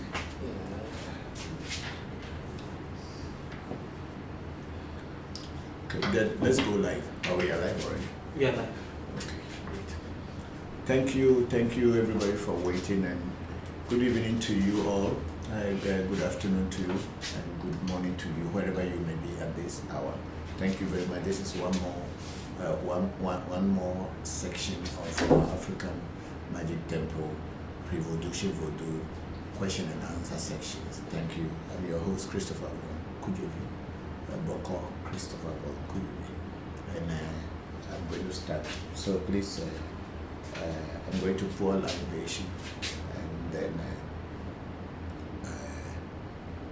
we'll take it from there. So send in your comments, your questions, and your greetings. Thank you all very much for waiting and having the patience to wait. Thank you all.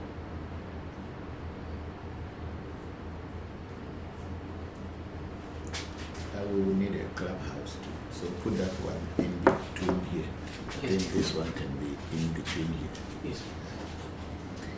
You have to look inside if it is seeing me. Yes. Okay, good.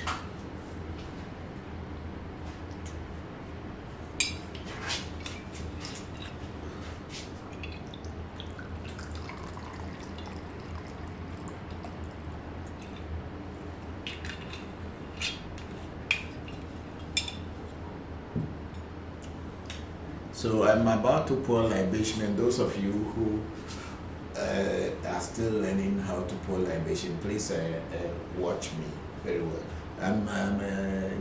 A shout out to Uncle Johnny B. Sanders back in Jackson. Thank you all. Thank you very much for coming to African Magic Temple and coming to work with us. We are very grateful, and we thank the ancestors and gods of nature, spirits of nature, for taking you back safely back to your home base. We are very grateful, and we love you so much. Thank you very much. Oh, Madwago, Sieto. Oh, Mayamauga Sobolisa, Mayamauga Kitikata, Mayamauga Esse Joto, Mejoto, Esse Nanu Ame, Esse Tenanu Ame, Woman of Heavy, Docon of Heavy, Woman of Heavy, maybe an anu, Docon of Heavy, or Benao, Docon of Heavy, maybe an woman of Heavy, or Benao, Esse Popolipo, Esse Datafia, Esse New, Amenu, Esse Glam, Amegla, Esse Georgie, Ame, Georgie, Oh, Polly, Esse. Mayora say dada mendoago. Mayosha me hamfura shokwe semi fura shomete mendoago. We are braxas meosi agrepondoago. Yota agretobe vime kuna. Owo vi everso so aton. Owo verso aton. Owo verso le kame yo mendoago. E me yo miano zojie anyiruzo kakachi kazi boshi andre. Me ala fama yo. We when you do hono mayora kakakulu. When you are in Bamajo Flora for playing Bamanduadica, when you have Mamateculo, Etega. Oh, may you are kind, but you're kind whenever kind of our kind was what kind of our kind, and you are kind if you are kind, and you are Tabaka and our kind. But if I remember, I had your door, I could remember if you are Thomas, so much of you. Miami Nudao, Miami Hobao, Miami Dobo, Miami Capo, Miami Pemio, Zango, Miami Puvira, Kenya Hombaselo, that. Maior Africa un joc battagio maku foke no vole mo dichimo vole vudo mo bele kokolo kwa tola for form to bonyo hoyebe to bonyo metona ya molo mo ji otona anu kware pe be ni le fe no to ba jo tuzo ple bu o mo no te pere ka jo pata be yeli afi e jo von va jo ni jo pata pe fi jo pata metrona. These things are not working.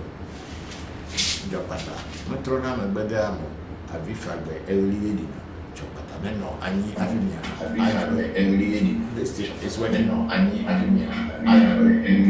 Okay, Jopata, no, Avimia, Ajolo, Jopata, and Jopata, and Mayo, Massimo Body, to terminate Tapa, Pelutis, Bolu, Ajima, or Bojulo, don't come. Valentifa family, Va Alojo, Befu, Agosapate Mayo. Tinggali mayo, mayo rakapika alafia. Yama yama gasi senge japa pasese. Sitabu de jeba o mayo brahini mayo bochi mayo mbef mayo foli for como na kago de kulche kuma na tabe no kutoba na fanami. Mayo toni kosi poku akubia yo na Mary akoso abakufoni ko geji tasi ni amosi fusi jam koso rakubra mama ni pojo imba tabe na baku kofi tabe na kubia mensa mama ni dore ko mbeta kutoba na fanami. Ya penye Celestina wakubia Katrina kubia foya sense ko ifoni ya obena kubia kutoba na fanani. Me yo mia son e wo mwa chicha tu pe ko Cecilia apene e kata pe menza kutoba na fanani. Me yo wo no tuji yo boko tuji to me tuji me yo kini hase punch le bara subara na me yo boko adafi so fa mo abuvi boko afacha wa joke no honu le va ko no le be ya pe ka to be amaze kutoba na fanani. We to be na tu le jitato be Abraham jivenu le tame chame to be fia to si mo kabila be nya si agoti me hunu le va po me yo mi apete me yo hunu le be na be kanto be amaze kutuba ne fanani me yo to be me yo Daniel Levi pa malela agbaro Nigeria odoago me yo Harrison George Ajobu Mayo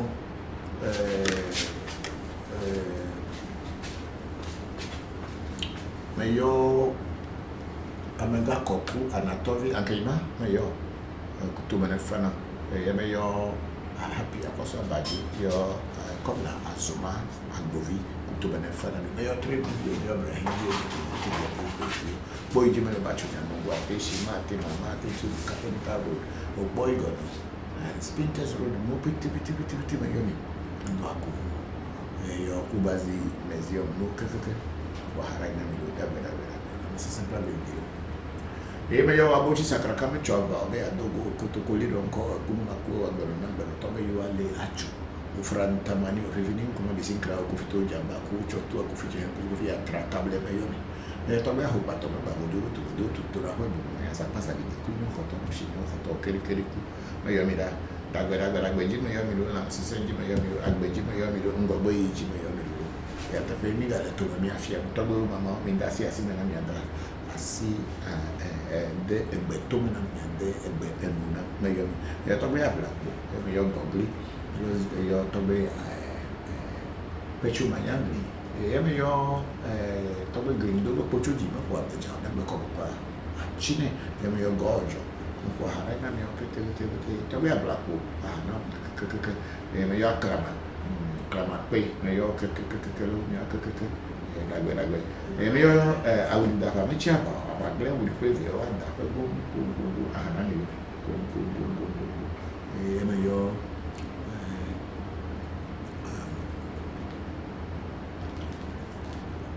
Voodoo petit programme me yo kologo ko chichia yo akraku ntosi yo ora mi apete America ko me yo mi apete mi na ya se me akwero mi awo ani wo na mi kwata la fori je me ndo le ngomba yi ndo le yile ndo le mi apete ya me no popular me no apete and bien go daga jima yo mi do na se sempre de okay, I'm ready to go. So what do we check and see if there's any question? I think we have a, can you increase the font a little bit because I don't know my eyes. Look, that with that is fine. Yes. Okay, we have a Tobe Jibezan Seso Kai say greetings and good day, Papa Bokor and Ledo. Tobe Jibezan and Ledo American Dena and Ludo. Yeah. So I hope all is well for you and the AMT family. Yes, we are doing well. And then we have Samuel Toussaint. Say hello, Tobe. Hello, Samuel Toussaint. Thank you very much for joining today's section. I have got your message from Senna. So hopefully tomorrow. Today is not a good day. So hopefully tomorrow we will work on that one for you. Thank you all very much. And then we have Sunshine. Say good afternoon, Papa. Good afternoon to everyone at AMT. Thank you very much, Salim. How are you? Thank you for joining today's session. I'm grateful to all of you. And Sunshine said, can you explain what the Akai oil does? Okay, Akai is a spirit of attraction, and it does so many things, and I cannot specifically pinpoint that is the only thing that it does. It brings life, it protects you, it brings fame to you, it opens doors for you, it let people see you wherever you are. You shine like the sun, you shine like gold for people to see. That's what Akai does. So it is the oil that is on Akai. Akai is a spirit from the sun sphere, but Akai is also a spirit that lives inside water or liquid. That's why the oil on it is what we give people to use if you want to attract and shine among other people. So basically, a kind of oil is to let you shine whenever you are, wherever you are going. You wear it like a perfume so that when you go there, you will be able to be above other people. That's what kind of oil is all about.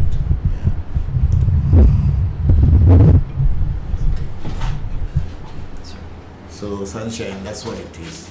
That's what Akai oil is. But then if people who want to get the Akai as a voodoo, that I can make it for you as a voodoo that will be with you. I'll take a different money for you and make Akai to be with you as a voodoo. Then you can work with it in every way, like how people work with voodoo.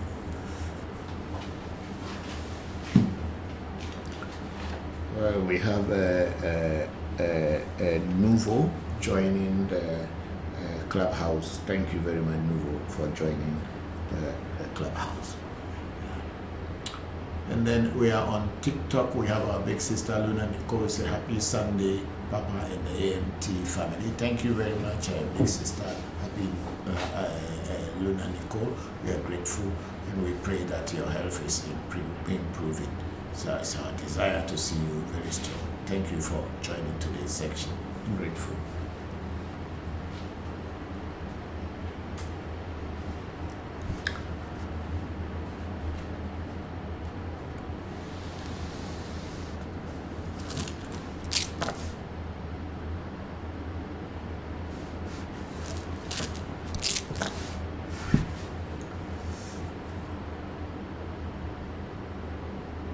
Go to the other sites and see if there's anything. If there's nothing, you can continue playing the video that you are playing so that even TikTok people can also watch. We have questions on African Magic. Okay, we have some questions on African Magic Temple coming from DJ. He said, fasting and prayers necessary in Voodoo practice. Fasting. No, in African traditional spirituality, we don't really fast the way religious people like Christians and Muslims fast. However, we also do some kind of fasting, and our fasting is only that you will not eat salt and you will not eat pepper. You can eat anything, sugary food or anything like that, and you can still even take alcohol while we are fasting. So that's how we do our fasting. And the reason why the moments or the times that we do fasting in our African traditional spirituality, especially Ewe Vodu, is when we are about to feed Vodus. Before you feed a Voodoo, especially during their festival time, you will not eat pepper and you will not eat salt. And that's the time. So if you are not able to feed the Vodus at a very early hour, then you have to wait and not eat any food until you feed them first before you eat. And we usually feed the Voodoo first, and we eat from what we use in feeding the Voodoo, and before we go eating other things. That's the kind of fasting we have in African traditional spirituality, especially Ewe Vodu. So we don't do fasting like how people say doing 7 days fasting, 21 days fasting, 42 days fasting. It's okay, it's in Christianity, because Christians and Muslims are faith-based religious groups. We are not faith-based, we are very practical. So we know what we want, and we know what to do and how to invoke and connect with nature and get it. So we don't need fasting. It's when you don't know where you are going. That's why you'll be asking people on the road, how far is this place from here? But if you know where you are going, you don't need to ask people how far it is from here. Yeah. Thank you very much, DJ A, for that beautiful question. And then DJ A went on, does buying of footwear, is it footwear? Yes, please. For your partner has a spiritual effect? No, I don't think so. If you buy a footwear or buy a clothing for your partner, there is no spiritual I don't know anything about it, that if you buy a footwear or buy a clothing for your partner or anybody for that matter has any spiritual inclination whatsoever. I don't have an idea. And then he said, DJ, is it advisable for everyone to get initiated? Yes, of course, it's advisable for everyone who is interested in dealing with spirit well to be initiated. If you are not interested in dealing with spirit and spirit well, you don't have to get initiated. But if you want to see changes by using spiritual means and make your life build on spirituality, then automatically you need to be initiated. That's the best thing if you want to progress. But if you don't want to do anything spiritual, you can go on a religious line. And even, of course, in a religious line, they also have initiation, because the baptism into Christianity and maybe into Islam, whatever, when a new child is born, or when somebody converted into their religion. Those are also called initiations. So in every spiritual or religious organization, and even some that are not religious, there are always initiation. The word initiation simply means introduction. So in everything you do, they have to initiate you. But then our spiritual initiation or initiation into Voodoo is totally different from the initiation into religious groups and other things. I think even the people who are practitioners of Freemasons, they also have a kind of initiation they do. And they do it according to their organizational rules. So everything that you want to do, if it has to do with spirituality or religion, or even just ordinary life, there is an initiation process.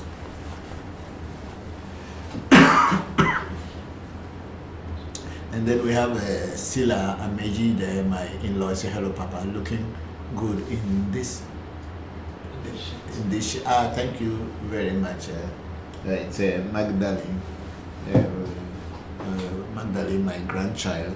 She bought this material for me during the New Year as a Christmas or New Year gift. So I sold a shade out of it. And it's, because this year is more of a year of blue color and blue and yellow, so she bought this, so I sold it.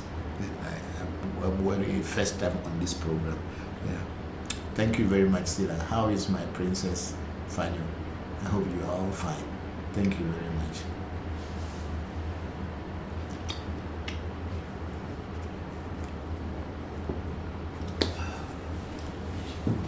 Then we have Angela Gani say, greetings, Papa and the AMT family. Hello, Angie. How are you? Thank you very much, and greetings to you and to Torafe as well, to all the family members back in Atlanta. I'm very grateful that you joined the section.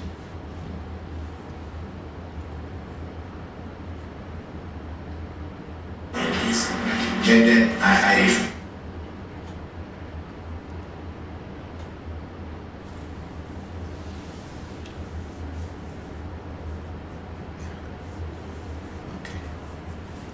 Then there's a Jah spirit, Kokude, saying blessings every blessed evening, Papa. Hello, Koku. How are you? Thank you very much. And how are you over at your place? I hope you are fine. Oh, this has been sent in about 4 hours ago or 1 hour ago. Okay. Sorry. Now before we are singing, I hope you are still here to listen. Hope everything is going on well with you. Thank you very much for joining the section. And then we have a Heru Asakara Amen saying that greetings, Baba. I hope you are doing well. Please increase the font because I'm stretching. I don't know today. My eyes are not very sharp today. I think it's the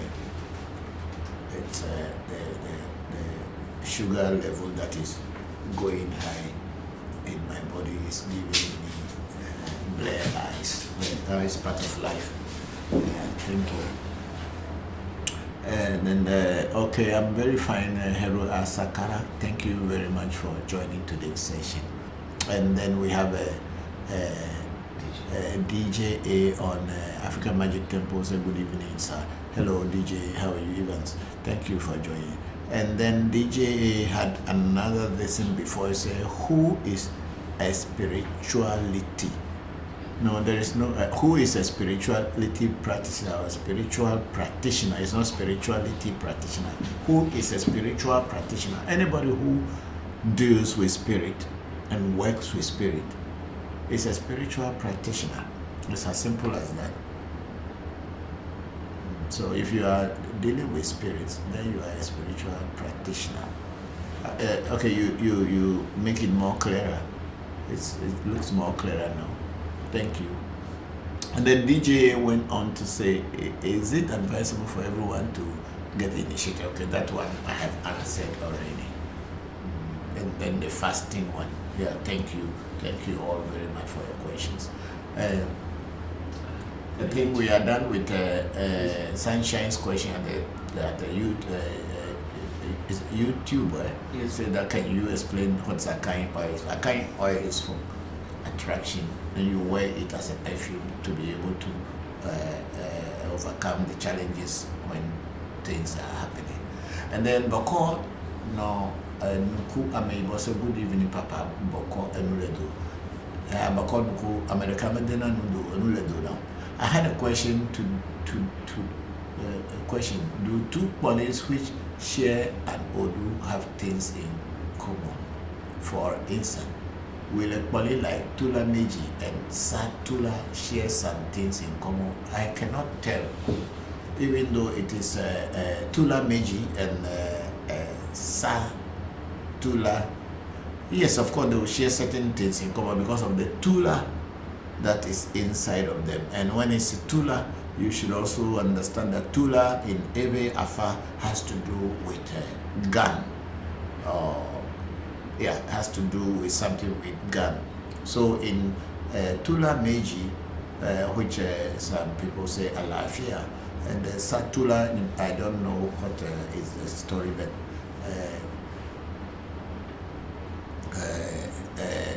because of the Tula in there, they will share something common, and the thing they may share in common, especially Togbe at the hunter spirit, will be invoked in these two bodies. Once Tula is inside, the hunter spirit at there, or Togbe at there, will be something that these two bodies may have to work with whenever they are doing their rituals. So yes, there is some common thing because of the Tula in them. Yeah. Okay. Then Sunshine went on to say, what is the difference between the Akai oil and soap? It is the same thing. There is no difference. One is a soap you bath. Another one is oil that you wear. So there is no difference. It's just two different things that we prepare. We prepare the Akai soap also for attraction, and the Akai oil that we give to people is also for attraction. But when you use the two together, then you begin to see more changes. What differentiates having Akai from being initiated into Akai? Akai is a spirit. You can be in like any other voodoo. You can be initiated in the voodoo, and what the Ewes call voodoo, or they say you have eaten the food of the voodoo, or you have been introduced to the voodoo. But to have the Akai as a voodoo, because a lot of like Tabe Jopata, those people who have been initiated into Jopata, they have the bracelet as what Jopata has instructed us that we should give them the bracelet so that they, wherever they may be, he can locate them and be able to associate with them whenever they call him. But the Jopata voodoo itself is there. What is called Jopata is there. The bracelet, we are calling it Jopata because it was an instruction from Jopata to give to people who have been initiated into its order. So it is with Akai. Akai, the voodoo itself is there. And Akai oil was part of the Akai voodoo. They just pour the oil from the bottle of Akai's to be specific, this is Akai, and this is a voodoo. It's a spirit on its own. Having it is totally different from just having the oil. The oil will work for you because it's coming out of this, but here it has so many things, and you have to do so many works, and things that go into it will make the spirit to reside here and communicate through this place. So this is the difference. Having Akai oil is different from having Akai as the voodoo.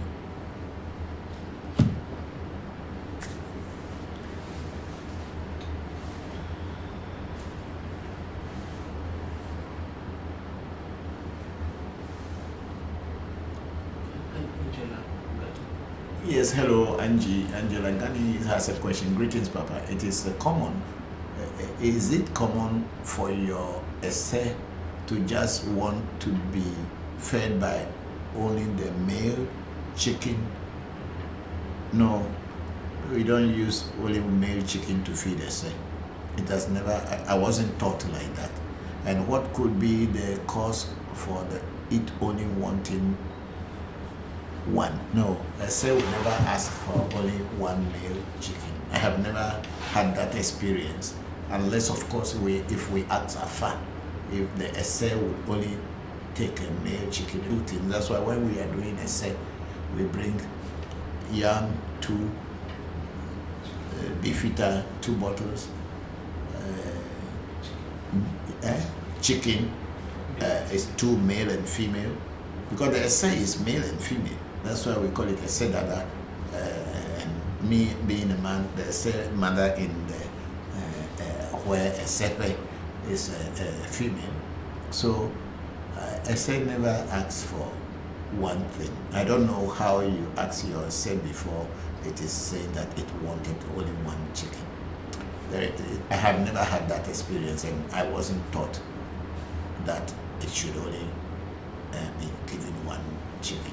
No. And whoever is teaching you that, you may have to ask them to explain why a essay would only want to have only male chicken. It never happened.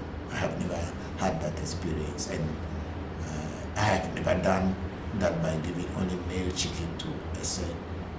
And you know, essay, they don't kill its animal with knife. There's a way they kill the animal, so the two has to go hand in hand. So there is no way your essay will be asking for only male chicken. Maybe the other people who has their essay from different places, it depends on what their teachers taught them. But from my teachings and the things I learned from the person who made my essay for me, he never told me that essay will accept only one chicken. I've never had that experience yet. Thank you very much.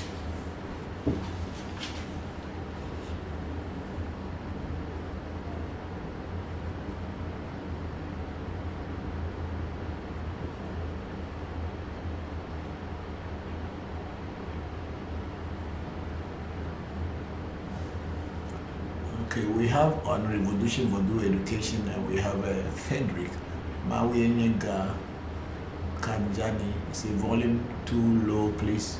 Okay. I think that's almost about 18 minutes ago. Yes. So you check the volume, and Yes. you can check it from the back of the voice card. Is that the... It's up, it's highest. Yes. Okay. So Mawienga, if you can still not hear us, let us know, because here everything is fine at our end here. So please check your device and see whether there's something that is not working well. But here we are at our highest volume. Thank you very much for reminding us.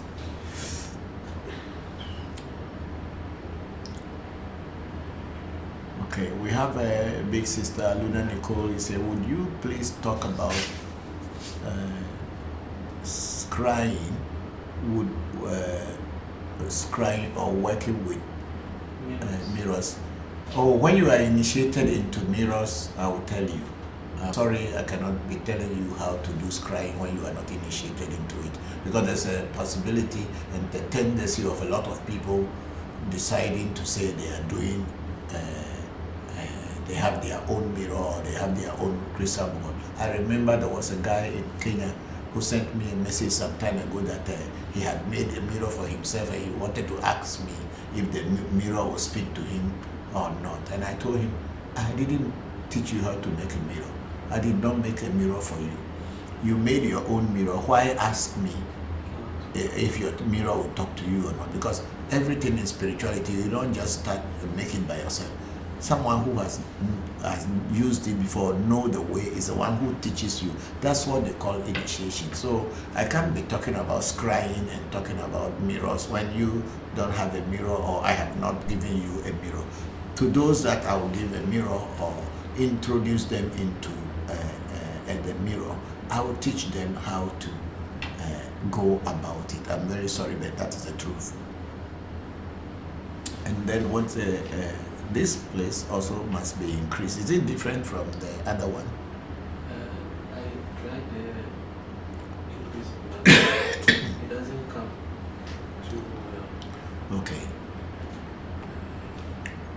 because it says it's an American. Was it to? Let me increase it. It doesn't go.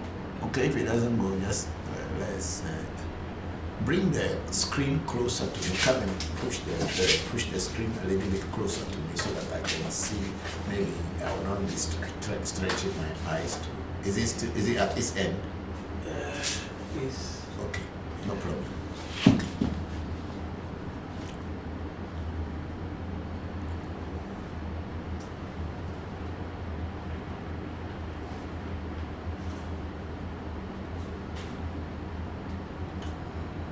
Okay, that's fine. Okay, so Big Sister Luna Nicole, I think, is answering DJA's question on a shoe, buying a shoe for your partner. It's an American superstition that if you buy your partner shoes, they will walk out of your life. Okay, but my partner has bought me so many shoes in the past, and we are still here together for the past 33 years. And I didn't walk out of life, but I don't know, but that's American superstition. And then Big Sister Luna Nicole went on to say, Papa, are lake, sea, river, ocean, and water deities different from one another or not? Deities are different from one another, whether they are in the sea or they are in the river or in the lake. It is the lake that is the water body, and the deity that lives in lake, deities that live in lake may be any deity that wants to live in lake, but the base is the water. So if deities that are living in lake are different from deities that are living in water, I don't know, but I only know that they are water spirits. Whether they are living in the sea, to be living in the sea and to live in the port, if they are different, I don't know. But when it comes to Mami Water, as in Ewe Vodu, the Mami Water simply means mother of water. Mami means mother, and water is a slang word from Creole language. That's why instead of saying water, they say water. Even today, that's the way some parts of Nigeria speak Pidgin English. They say water instead of water. So Mami Water is simply saying that a mother of water. So any spirit that lives inside water is a Mami Water. Whether that spirit choose to live in a lake, or choose to live in a river, or live in an ocean, or live in a port of water, the base of the spirit is water. So I cannot tell whether those that live in the sea, or live in oceans, or live inside ponds, or live inside pots are different. What I know is that spirit that lives inside water, or spirit that uses its water as a base, should be put in water if you want to work with that spirit. Like in my house, I have so many pots, not so many, but few pots that have water in them, and they are the home of different spirits. And some of this water we fetch from the river, some we fetch from the sea, and some we mix it with the sea and the fresh water. And these spirits are all there at my shrine. And at times when we need to attend to them, or there are certain emergencies, we approach this pot with water, do certain things, and then let the person use the water in the pot. And it's working. So to say spirits in the deities or living in ocean and rivers are different, I cannot tell. But I know that water is the base of spirits that use liquid as their base. And even sometimes when we are invoking a spirit, we pour oil, perfume oil in a glass, and we are able to invoke a spirit in that glass and be able to communicate with it. So whether it is from the sea or from where, I don't know, but it is the spirit that I am interested in. And when I call it a liquid, any liquid, and it appears to communicate, that's what matters most for me. I don't care whether it's coming from the sea, or it is coming from the lake, or coming from the ocean, or coming from a fresh water river. I don't know very much about that, but I know that the spirit's water or liquid is their base, and I work with that. Maybe with this question now, I'll begin to do more research to find out which one is from the sea and which one is from the lake. But thank you very much for that very beautiful question. And then we have what is the name? Umsuwa. Uwesoa. Uwesoa. UMSUL. Umsulava. Yeah, okay, that I can see. If you do it like this, it gives me more. This is Amsulwa. Amsulwa. It's a good day, Papa. How can I do home and family cleansing and protection? How to get your services if far away? Amsulwa. I'm not sure how I can teach you. I don't know where you are in the world, but if you want to do to get our services, you may have to take our number in our profile, send a message on WhatsApp. We'll get in touch with you, and then we can give you direction. Because usually at African Magic Temple, we do not just do things for people because somebody say do this for me. We ask spirits, and we are not spirits ourselves. We are just human beings. So we ask spirits through consultation what is happening in your life and what should be done to change the situation in which you are. So this is what we do at African Magic Temple. So we don't just jump into somebody else, anything that, oh, this person say, I'm having headache. Then we start to put herbs together. We will first ask, what is the base, the root cause of the challenge that the person is having? What is the root cause of that headache? And when we find out what the root cause of that headache is, then we will be able to tell, and the spirit will advise us appropriately what we should do to overcome the challenge. So if you are wanting our services, cleansing the house and all this, there must be something that is happening and causing, that's why you feel that the house is not cleansed or is not protected. We need to go to the root cause. So I will advise that you do a spiritual consultation to find out what is going on. And then when the spirit will give directions to you, you follow the directions, and then we will be able to solve the challenge that you are having, or the problem that you are confronted with. Thank you very much, Umsilowa. And then we have someone say, I am Eric. What is the mirror used for? The mirror is used for divination. Let's move on.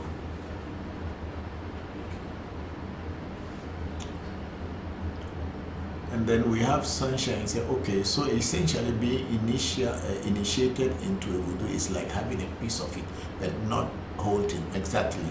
That's exactly. When you have a piece of it, and then if you want the whole thing, they can do it for you. But then that they will ask the voodoo if you want, you can. Because there's some voodoos I have, when people want to get it, I ask the voodoo, and the voodoo say, no, don't give to this person at this time. You should wait. And I follow, because after all, the voodoo is the one who is going to go and work for you. And if you say, I shouldn't not give it to you now, I cannot give it to you, because if he doesn't want to work with you at the time you were asking, I need to wait until when it says it's okay. Myself too, I've gone to look for so many voodoos, but at the time they didn't agree that I should be initiated. But as time went by, maybe by studying the voodoo person, by studying my nature and everything, they finally initiated me into it. Even to get this mirror, I was told that the people in the village said they should not initiate me into the mirror. So we have to go to so many places to do a reading, not only with the person who is going to initiate me or who initiated me. We went to different spiritualists to find out whether if the person going to initiate me will be successful in initiating me, and the voodoo will work with me. So after all this consultation, they gave us the rituals that we should do. We did the rituals, and I was initiated, and I am able to use the mirror. So every voodoo is like that. If you want to get the voodoo itself, as what people say, shrine, as in America term, the voodoo is what they call a shrine, which I agree with. You need to make a consultation to find out what you can do and what you cannot do. So sunshine, so that's what it is. And then we have our brother Samuel Toussaint say, hello Toby, is it possible for Afa to ask you to do something you can't? Or is Afa telling you everything you can do? The question is not very clear to me, but Afa cannot ask you what you cannot do. For instance, you are here, you are not an astronaut. Afa cannot tell you to go to the moon and do a sacrifice on the moon, because there's no way you can ever go to the moon to do. Even if you are an astronaut, you don't have a spaceship, you cannot go to the moon to do. Whatever Afa will ask you to do are things that you can possibly do. Yeah. That's how it is. No spirit, not even ordinary spirits or great spirits, would never ask you to do something that you cannot do. So if a spirit is asking you to do something that you feel that you can never do, then the spirit is not leading you in the right direction. The spirits are also beings just like us, and it is not everything that they tell you that you should follow, because some of the spirits are spirits of deceit. They are also created by nature, created by God. That is their position. And if those of you who have been Christians before, if you can remember, or if you have never heard it before, that spirits of deceit came to during the Baal and Israeli and the war. They had a war, but then God asked its spirits which one can be a deceitful spirit to go to a person who was a diviner, a great diviner who could see into God and could see into the big future. So God asked the spirit to go and deceive that person, so that when they see, it will not be able to tell exactly. So the spirit of deceit went and deceived the diviner or the seer. So the answers he gave to his people when they went to the battlefield was opposite. So the Jews or the Israelites were able to defeat their enemies. I think it's somewhere in the Bible. So there are spirits of deceit as well. So when you are dealing with spirit, you must know what spirit you are dealing with, and you must also study about the spirit and know exactly the attributes of the spirit and what it can do, what it cannot do, what is the base, which element is working with that spirit. Then with that you will be able to know what you are dealing with, and then you can be cautious when you are dealing with spirit work. Is not like buying biscuit and just eating and drinking Coca-Cola on top, or drinking a soft drink on top. Spirit work is a very deep work, and then anyone who wants to get involved into spirit must be very careful and also take their time to study whatever your teacher is teaching you, so that you can work with spirit without falling into any challenges or into any dangers. So spiritual work is not like a religious work that you just buy some toy from a botanica, and they call it labor, and then you just put it in your room and then you say you have Baba labor. No, labor has to be constructed for you as an individual, and no two people's labor is the same. So you go buy something and call it labor does not mean that it is labor. Yes, of course, it has been carved in the form of labor or made in the form of labor, but to be able to work with the spirit, you must have a direct connection with that spirit, and it is no two people have the same connection, because we are all different. Our destinies are different. Our geometries are different. So you have to have that if you want to work with spirit. So don't rush into working with spirit. You must take your time, and you must take your time and then work with it, learn about it properly, and then you can work with it. So if Afa tells you something, if you cannot do it, what you cannot do is not possible for Afa to tell you. They can only tell you the things you can do. But Afa is not all spirits. That's why even for your Afa and your divination chain to be able to tell you exactly, there are certain other initiations that some Bokors took, and this initiation that these Bokors have taken, especially in Africa Magic Temple, we have taken these initiations, and these initiations that you have taken are the ones that are going to force the spirit to be honest and straightforward with you. And those Bokors who have not taken such initiation may be doing what they are seeing other Bokors doing, but they may not get the same result. So this work is a very deep work, and anyone who wants to do it and do it professionally must have the time, the money, and patience to learn it and do it well. It is not like just coming to talk about spirit things when you yourself, you are not real spiritualist. The truth is, you must learn it, and when you learn it well, you will be able to do it well, and people coming to you will benefit from it. It's not every Bokor that will do Vosa or rituals for you, and the rituals will work. Why did I say so? Because some Bokors got initiated. They went to the market and bought a gumaga with their Afa. They can throw it. Yes, when they throw it, they can tell you that this is what has fallen. But sometimes what has fallen has no relationship with the question you are asking. So how can that Bokor whose gumaga cannot pick the information you want to hear or the things you've spoken on your money, if they cannot pick those information and give you the correct answer? How is that Bokor going to be able to do a ritual for you and you get success? This is what differs African Magic Temple from other shrines. We have taken our time over the years to learn and got all the initiation that are necessary. There are still some that we need to get. We haven't reached there yet. When we get there, we'll cross a bridge. But so far, at African Magic Temple, when we do a reading for you, be sure that the oracle has seen your problem and you will get results when rituals are done.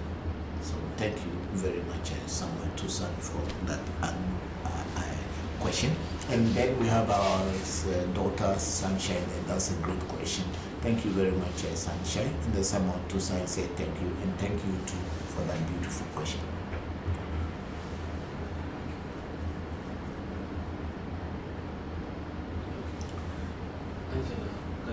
Okay, Angela Ghani, big sister, said I did my own and had both male and female ready, but it just asked for the one, so I am unsure why.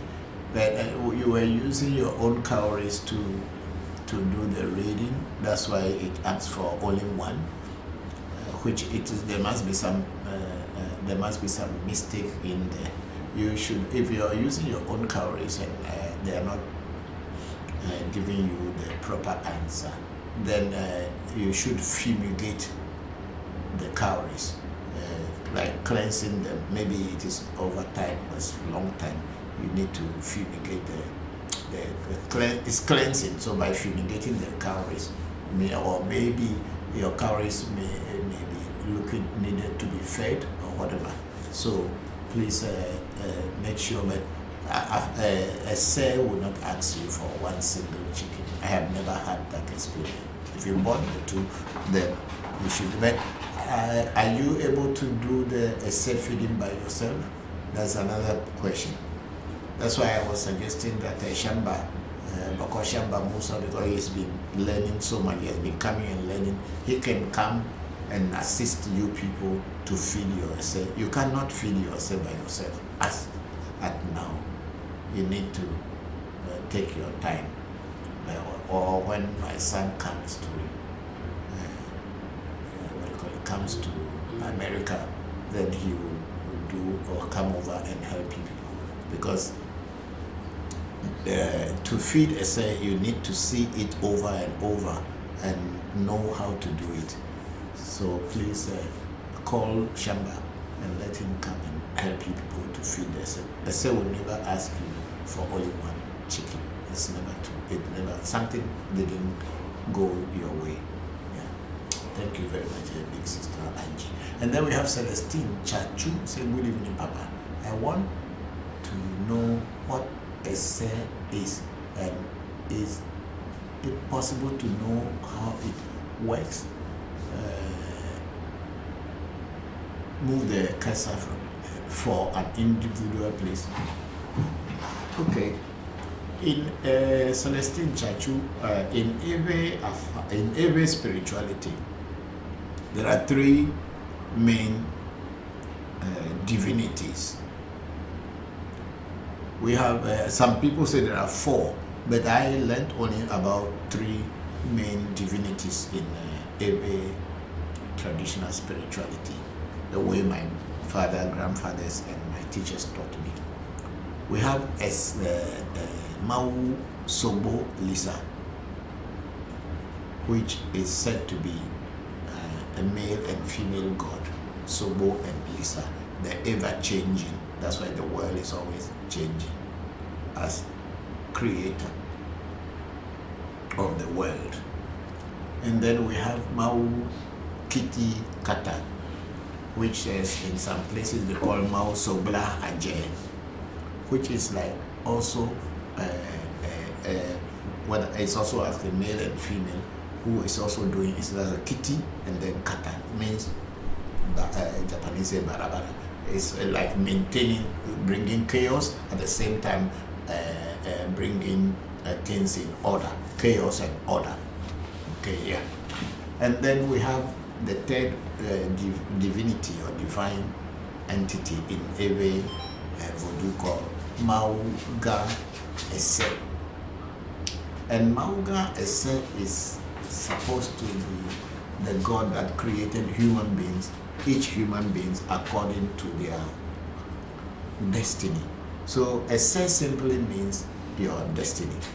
And this Mauga Ese is a female spirit, that's why they call it Ese Dada, which is in the Esepe, and is that Ese Dada who sent you as an individual person into the world to go and do certain things and follow certain rules and regulations, the family that you will be born into, the society you will be born into, things you will come and do in this world, all is directed by that Ese Dada. And when your time comes for you after finishing your work, your Ese Dada will be waiting to welcome you home or welcome you back home. Then this Ese is what we call Jogbe Se. Everyone has a different Ese, and the Ese is like a thumbprint, where, or your pupils, your eye pupils, where no two people have the same fingerprints. So Ese is like that. Each and every one of us have gotten our own Ese, and that job Ese comes with us. You see, it's like the moon. Let me use this analogy. The Ese is like the moon in the sky, which is the Ese Dada. So when you fetch water in a vessel and you put the water here, the moon in the sky will reflect in the water in the vessel or in the container. You can see it in the container and it is moving and doing everything just like the moon in the sky. But the one in the container is only a reflection of the one in the sky. So when a time comes and this water in the bowl is thrown away, then there is no moon again in the container or in the vessel or in the bucket. The one, it disappears, but the one there in the sky remains there. So this is how Ese is with we human beings. The real Ese, which is the Ese Dada, lives in the Esepe. That's how the Ewes call it. People call it, in Afar they call it Fetome. Fetome. So when it sends you or it reflects in you on this planet, or when you are born, or its reflection is there, the day you are dead, you are gone back to the Sepe.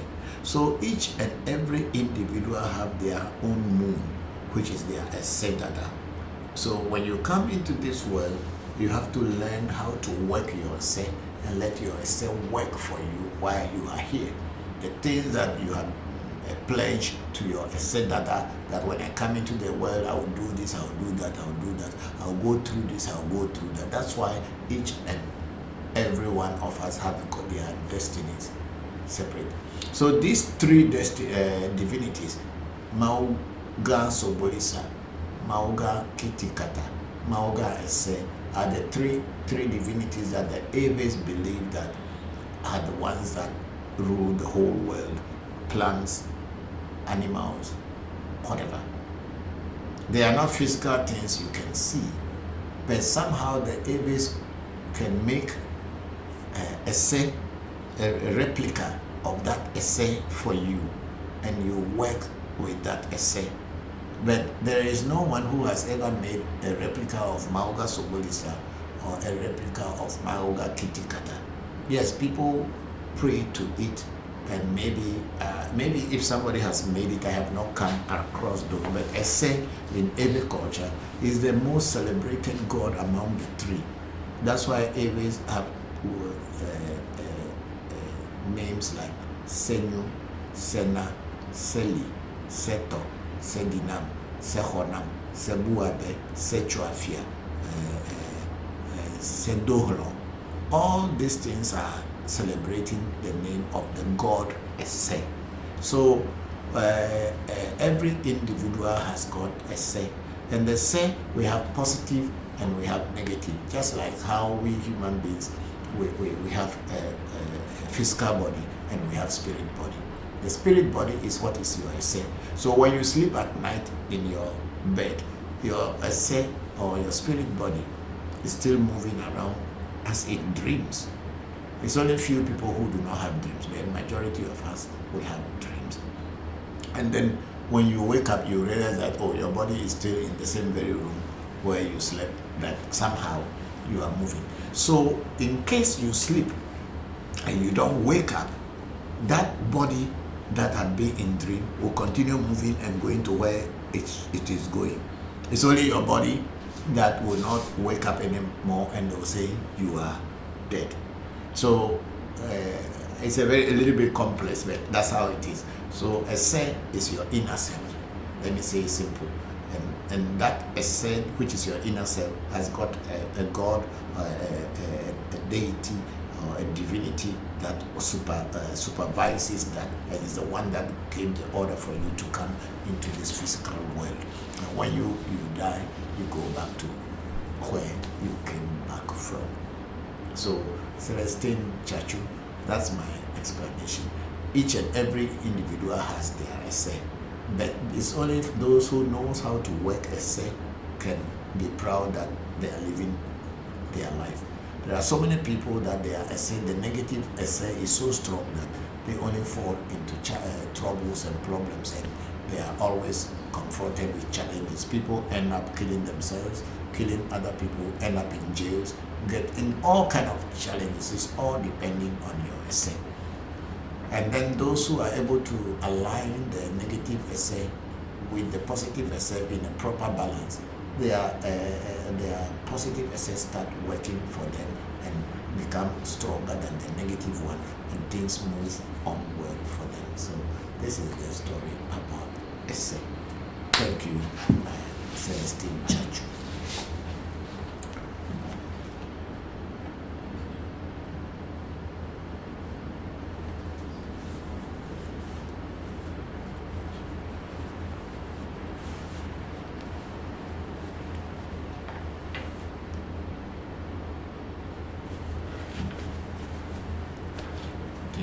We don't have so many questions here yet. Okay, I think somewhere to us in Ewe Vodu, we go to our destiny and tell them what we will do. This sounds exactly what is said in Yoruba about Ori. Yes, I believe so, because the Yoruba, Ori, and our Jawese are almost similar. If they are not the same, but they are similar. And then Sanchez, Papa, are you saying that your astral body is your essay? Of course, that's what it is. Your spirit body is what is your essay. People may give it different names, astral body or whatever. But you see, a lot of time people talk about this astral traveling and all this thing. A lot of people, when they are dreaming, they are telling themselves that they are astral traveling. It's not true. To be dreaming is different from astral traveling, because astral traveling is you have to be awakened. You have to be awake before you travel astrally. So having dream is not called astral traveling. A lot of people make that mistake and say that, oh, I had astral travel last night. You didn't astral travel anyway. Astral traveling is like you doing meditation and leaving your body consciously and moving to a target consciously and retrieving information and coming back consciously. That's what is called astral traveling. Dream is not astral traveling.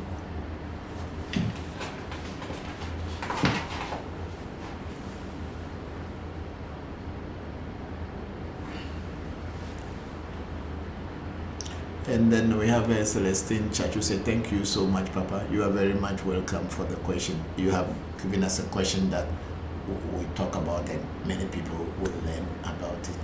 Thank you. And then we have this is too big. Yeah, it's okay like this. Then we have Igwe Buke. Okay, no, the Shamba Musa Mohammed Bokor Shamba is saying, good afternoon, Papa. Hello, Bokor. Good afternoon to you. How are you? Thank you very much for joining the section today.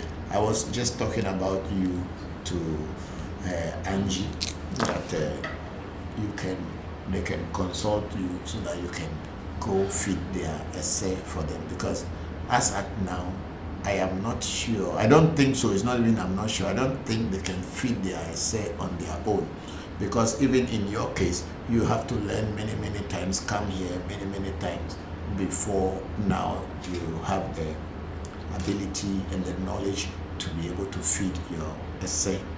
Then I know you can feed other people's essay or help them feed their essay until they also master how to do it. So you should contact them and then make a proper arrangement, because it's to feed essay is not to use a knife to kill a chicken for essay. And the way Angie was saying it, that the essay also was her essay was only demanding for a male chicken, which I have never had that experience yet. So you can talk with Angie and find time and make a proper arrangement. You can go, because you are a Bokor, you are being initiated, and you are also a Voodoo Bokor, means whatever your hands will touch and you will use and do will come out successfully. So I recommend that you talk with Angie and Kadi and find a way to go and help them feed their essay. Thank you very much, Bokor Shamba Musa. And then our big sister Luna Nufo say, am I understanding correctly, Papa, that no divination can be done without initiation? No, I never said divination. Divination can be done without initiation, because a lot of people who do divination, they are not initiated, and divination is not initiation. I am talking about spirits that when you want to work with a particular spirit, like in the question of our brother Samuel Tusa, or your question whether spirits of water, if it is from ocean or this thing, before anyone can work with spirit, you need to be introduced to that spirit.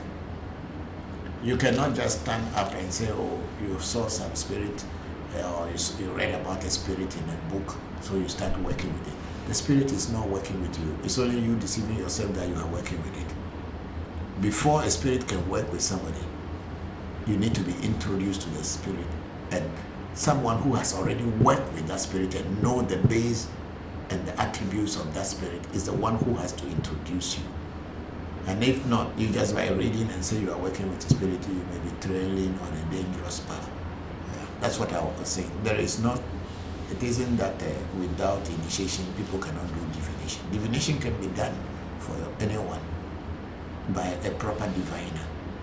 You know, a lot of time people say they are diviners, they don't know what divination is about. By just pretending to be a diviner doesn't make you a diviner. If you want to be a diviner, it's a process you have to learn. Let someone to teach you. And then when they teach you, and if you are lucky that the spirit that follows divination comes to dwell with you, then when you are doing divination for people, you see results. Even yesterday, myself and my children were talking about this thing, how some spirits, because of what you are doing, they come and associate with you and want to guide you. So people can do divination, but they must do divination from a proper diviner. Not anybody who just call themselves diviner is a proper diviner. But here in today's world, because of social media, anybody can just say, I'm a diviner. I can divine for you, I can do this, I can do that. No, it is better you learn it properly. That's what it should be. If you learn it properly, you know the do's and the don'ts, the pros and the cons, and what to do to divine. Then you can. But just by getting up and so somebody puts something on their head or wear certain kind of clothes and call themselves diviner, it does not make the person a diviner. A diviner is someone who is trained to be a diviner. Of course, if you are doing divination for yourself, it's a different story. You can also be making mistakes by doing divination for yourself. That's why it is sometimes advised to go to a proper diviner. Most of the divination one can do for themselves is the yes and no answers.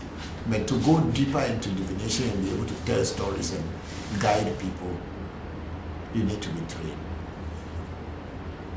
That's what I am talking about. And then we have Salvage Black. He said, good evening, Papa. Hello, Salvage. How are you? Thank you very much for joining today's section.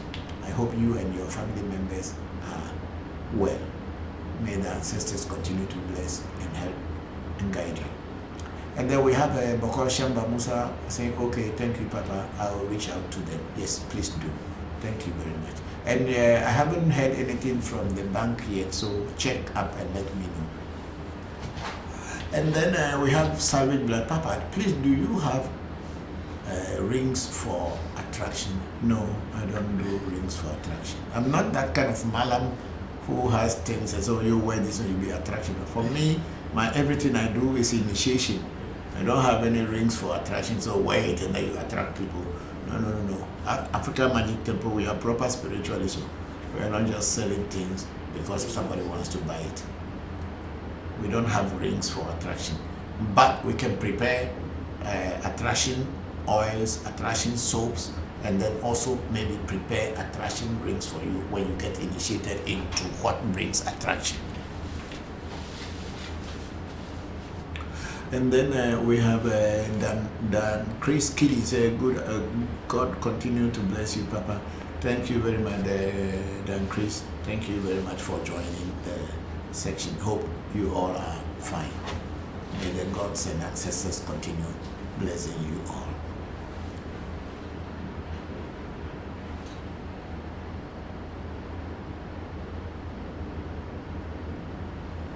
Okay, so we have a Heru, is that it? Yes. We have a Heru Asakara Amen is in the forest. Yes, of course, there are so many deities that dwell in the forest. I was even in today's video that they were playing earlier on YouTube and Facebook. I was speaking about that you go into a jungle or go into a house that is uncompleted house or a forest, and you are there. Before you know, you start to feel like there's a presence, but you are not sure because you can't see it, and you can feel goose pimples all over your body. And it is true that there are spirits that live in the forest. Their spirits live in the forest, and you know we have these spirits we call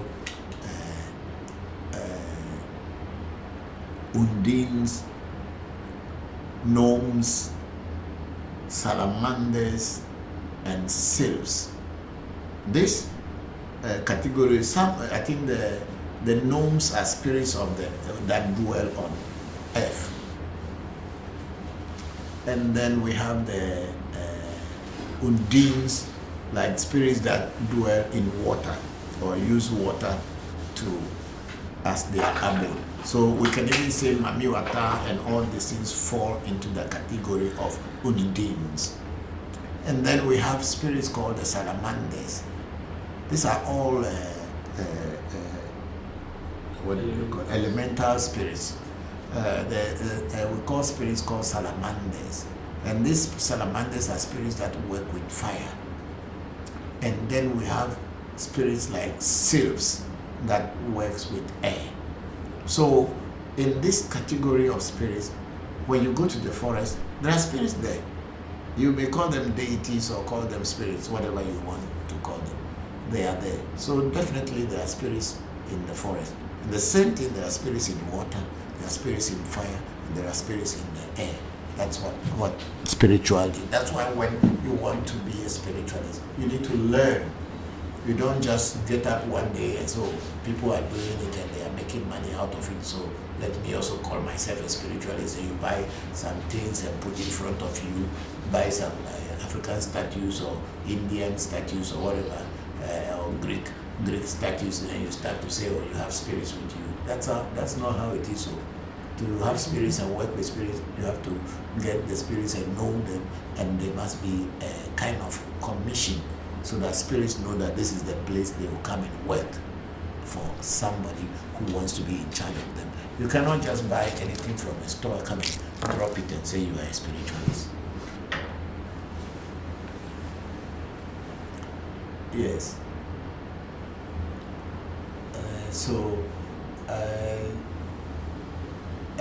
Savage was saying, okay, thank you, Papa. And then we have Shy.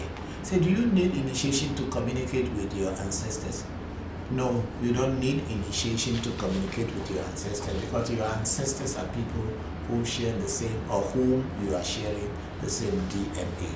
Your ancestors are flowing in your body. You are their continuity. So you don't need any initiation to communicate with your ancestors. However, what you need is someone to teach you how to communicate with your ancestors, and that does not have to do with any initiation. And then consistent calling upon your ancestors will draw your ancestors closer to you, and you can easily communicate with them. So to communicate with your ancestors, you don't need any initiation, because your ancestors are already inside of you. And then we have Amsulwa say, hello, Papa. Does initiation stop you from attending church, or it has no problem? It depends on you, because if you begin to learn African traditional spirituality in its real form, you begin to realize that church is a deceit and it's a scam. So when you are doing a proper African traditional spirituality, your desire to go to people who will scam you or people who will tell you lie will drop, and you will not even have the interest to go there. Because once you start practicing African spirituality in its real form, you will not be having that fear that people are looking at you that you are practicing African traditional spirituality, unless of course you are a hypocrite and you want to hide whatever you are doing. Of course, society may label you devilish, but African traditional spirituality, you don't need to come out and tell people that this is what I'm practicing. It's a private thing. Your relationship with God is a private affair. It is not for anyone to see or anyone to talk about. And it is not for you to go and exhibit it in public in a way that people should see that you are practicing African traditional spirituality. It's your personal thing. To work with God in every society is a personal thing. It's only a group of people who wants to promote themselves by letting other people know that they are doing this in order either to tell them that we are not the same like you anymore, or to boost their ego. When you are practicing real African traditional spirituality, you don't need to go anywhere. And when you see truth, you know. If it's a deceit, you know. So why associate with deceit if you can see the truth? So nobody stops you from going to church. It is you yourself who will stop yourself from going when reality comes to you.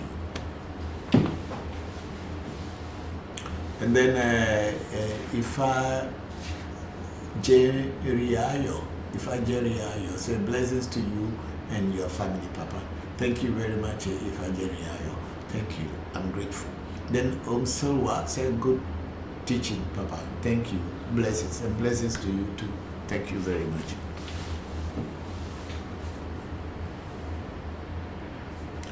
I don't know whether we are still here. Okay, it's only the person. Okay, there's a Dean here.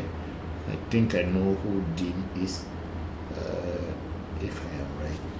Okay, so Dean, if you are still here on Clubhouse, let me know. You can talk. Okay.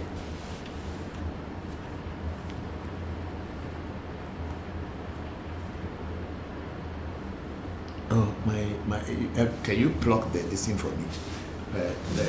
The one I got, so I can plug. This power is low. That 3-pin one that I brought. I brought it here. 3 wires is there. Yeah. Okay. You are not able to. You don't have the extension here today. Oh, I see. Okay. Because the power is down on the Clubhouse. So we are on YouTube here now, and then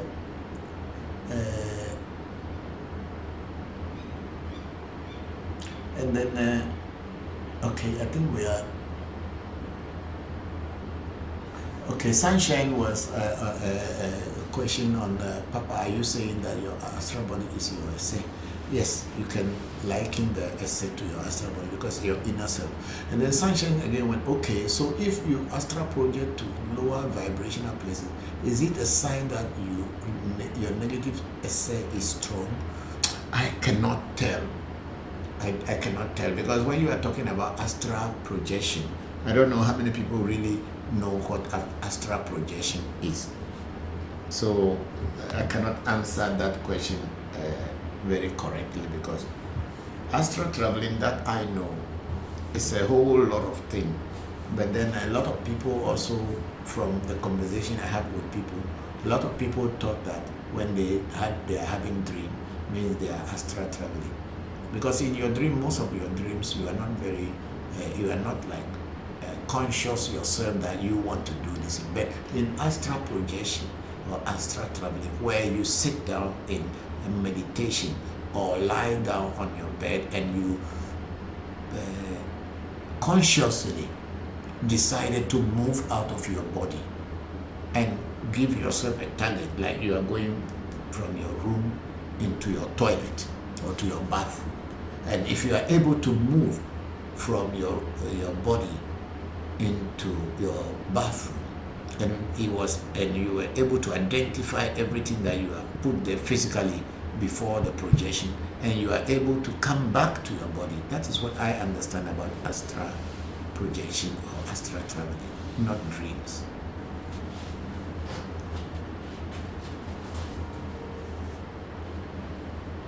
So I am waiting for my IT man to come and then move the questions up so that I can move to other things that we can continue the discussion.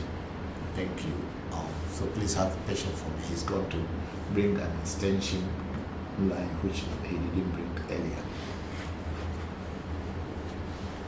So to be on, I have done astral traveling when I was younger, and also sometimes people who say they are doing meditation, you end up sleeping. You end up sleeping, and then you wake up and you tell yourself that you have done meditation.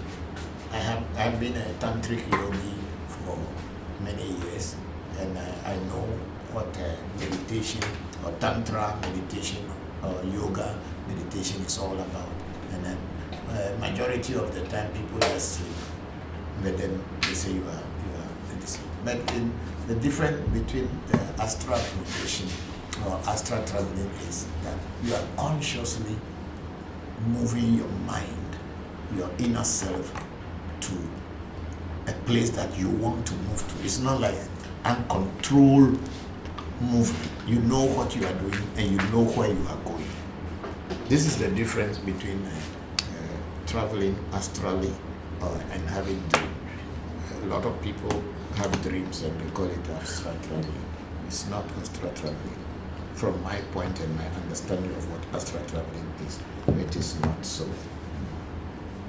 Because I have practiced this before, so I know. Does it come?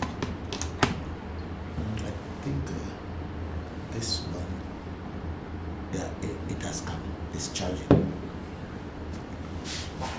Are you charging this one? Is it charging?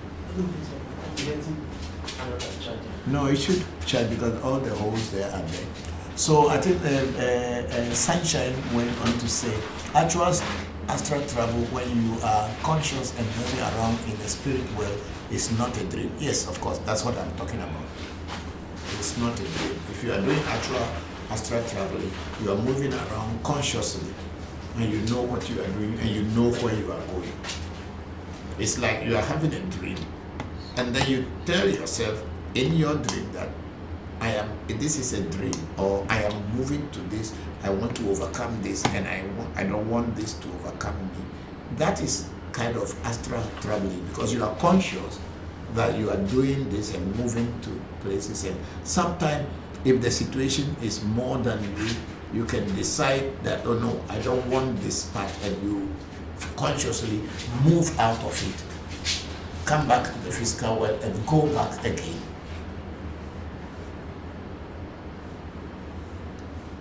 The spirituality is very deep. It's not a child's play. So when people want to talk, I don't know whether in today's world spirituality become so easy and everybody says that they are spiritualists, just because it is a medal that, or an honor that you get when you say you are a spiritualist, even though you don't know anything. You deceive yourself and deceive other people. But I am an old school. We started, even I was telling my children how we invoke spirits in classes and be able to communicate with the spirits when I was younger. And I'm just beginning to teach them how to do that. Okay, change the listen, let's see. These mosquitoes are plenty here today. Okay, so let's go to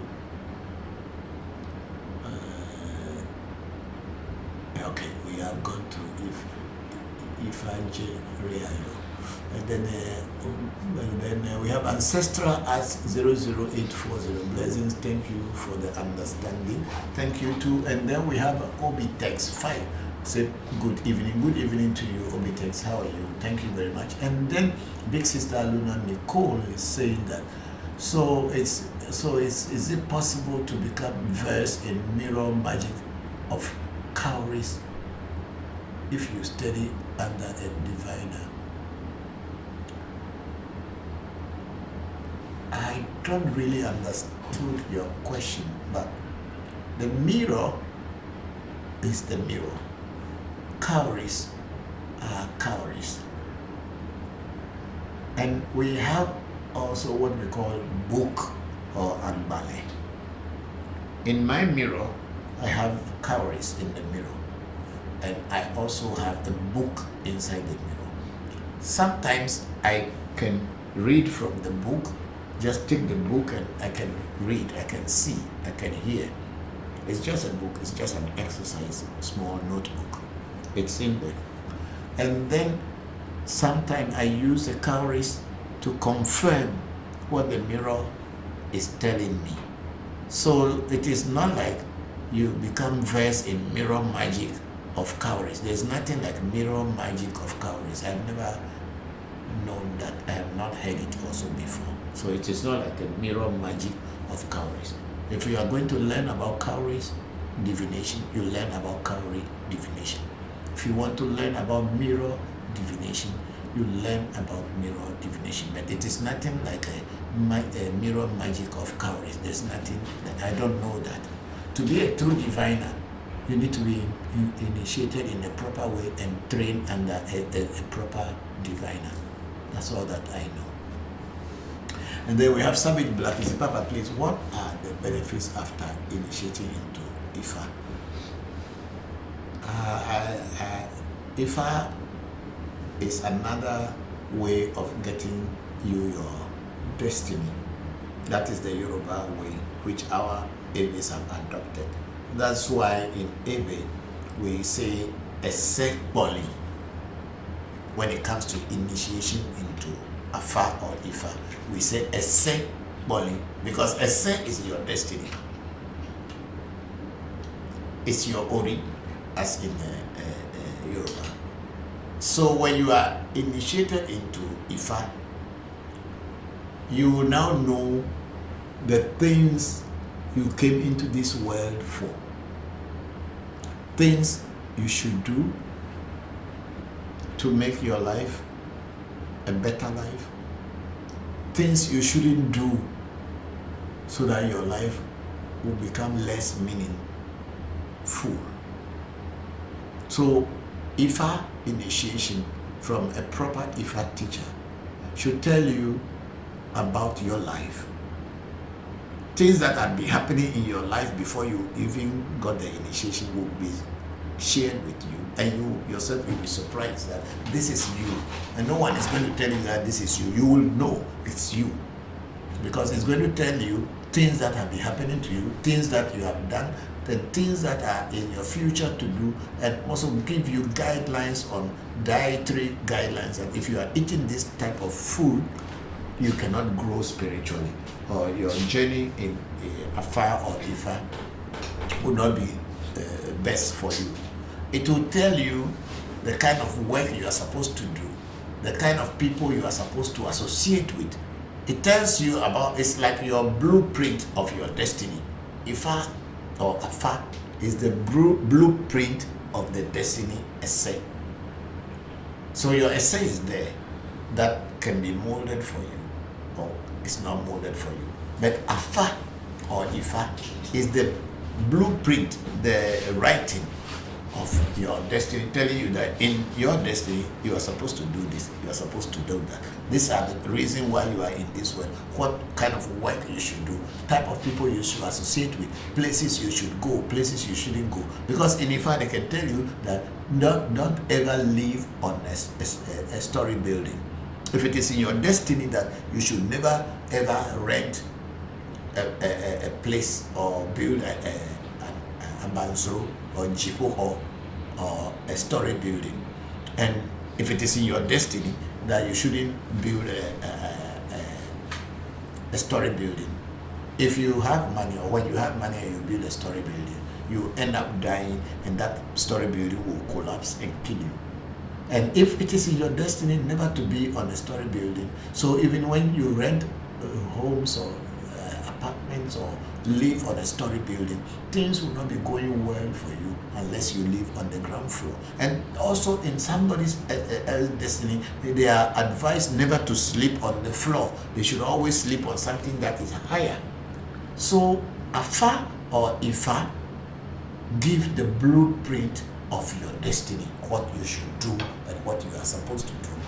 So that is the benefit of Ifa or Afa. When you get initiated, then you will know all this. There are a lot of us going around in the world not knowing what really we came into this world for. If we take this job today, we lose it. When we try this profession, it doesn't work. When we get in relationship with this man or this woman today, it doesn't work. So we go on perambulating, going in circle, thinking that we are praying and our ancestors should help us. Your ancestors can only help you if you are following your destiny, and it makes it easier. Of course, even if you are not following your destiny, your ancestors can help you, but if you want to achieve maximum benefit from your ancestors, then you have to follow the blueprint of your destiny. So that is what do you call it? When you get in the benefits you get when you get initiated into Afa or Ifa. And then Big Wave is a real life teacher. Thank you very much, Big Wave. And then Big Sister Luna Nico is a make cowries or mirror, Papa. Yes, of course, if you want them cowries divination, you need to be trained. And if you want a mirror divination too, you need to be trained. But for me, as I said many times, I have not yet initiated anybody into the mirror. One thing is that I don't have all the herbs that were used in preparing the mirror, because with this global warming and chemical sprays, the herbs that were used before are no more common. I have put their names and everything down, but I can't find them. And also I need to make a conscious communication with the mirror, the spirit of the mirror, if I can initiate anyone into it. That's what I said earlier. So that's why I don't initiate people into the mirror. However, we can initiate you into all other things that you can, and some you can use for divination. Even Akai spirit here that is here, I use it for divination. When I wasn't having the mirror, I use Akai for divination. I have them, all the spirits, they can communicate. We use Togbe Ablakbo also for divination. We can use any spirit for divination if only you have the ability to be able to see and to hear. And when you are giving cowries, the cowrie also is initiation, whereby the cowries that are handed over to you have some herbs, because the cowrie becomes a voodoo or a deity. And this cowrie have a relationship with you because you are initiated into that cowrie. So they will, with time, they start to communicate with you when you continue practicing. And it will tell you things in your mind. And when you throw the cowrie, you confirm. And if the cowrie confirm what you hear in your mind, then you know you are communicating with the spirit. It's as simple as that. And that's why I was saying that in the mirror, I have a book inside the mirror, and I also have cowries. So when the mirror communicates with me, I ask a question. And when the mirror communicates with me, I throw the cowries to confirm what the mirror is telling my mind. And if it's confirmed that what he's telling me is the real thing, then I know I am hearing from the mirror. So this is what it is. So big sister, there is a mirror, there is a cowrie, and there are all other forms of divination. And then big sister Aruna Nicole said, my typo made my question confusing. My apologies, Papa. Thank you very much for making it clear. Now I'm grateful. And then Obi text 5 says, Igbo call it Afa. Yes, I think the Igbos and the Eves we call it Afa. That's very true. Yeah. And then we have Savage Black. He said, thank you very much, Papa. You are very much welcome, Savage Black. I'm grateful. And then Savage Black went back on to say, Papa, please, can you educate me on money rituals? Okay. You see, what they call money rituals do not exist. There are nothing called money ritual. I have not actually come across any rituals called money ritual. It does not exist. What happens usually is somebody promises that bring certain amount of money and I will help you to be richer than what you were already. And then you too, you follow in that suit to bring that money to them. At the end of the day, if you don't die, if they don't kill you or put you into a trouble, you end up losing everything that you ever had. A lot of people got scammed because they were looking for ritual, money rituals. It does not exist. It is a scam. And it is more promoted by Christians and Christianity movies that we call Nollywood movies, where they try to denigrate our culture by putting things that do not really exist in the practice, and they created things, and then it comes on movies, and a lot of people believe that whatever they see in the movies are things that are happening, and people run for all these things. However, there are spiritual things that can be done for you to be able to attract money.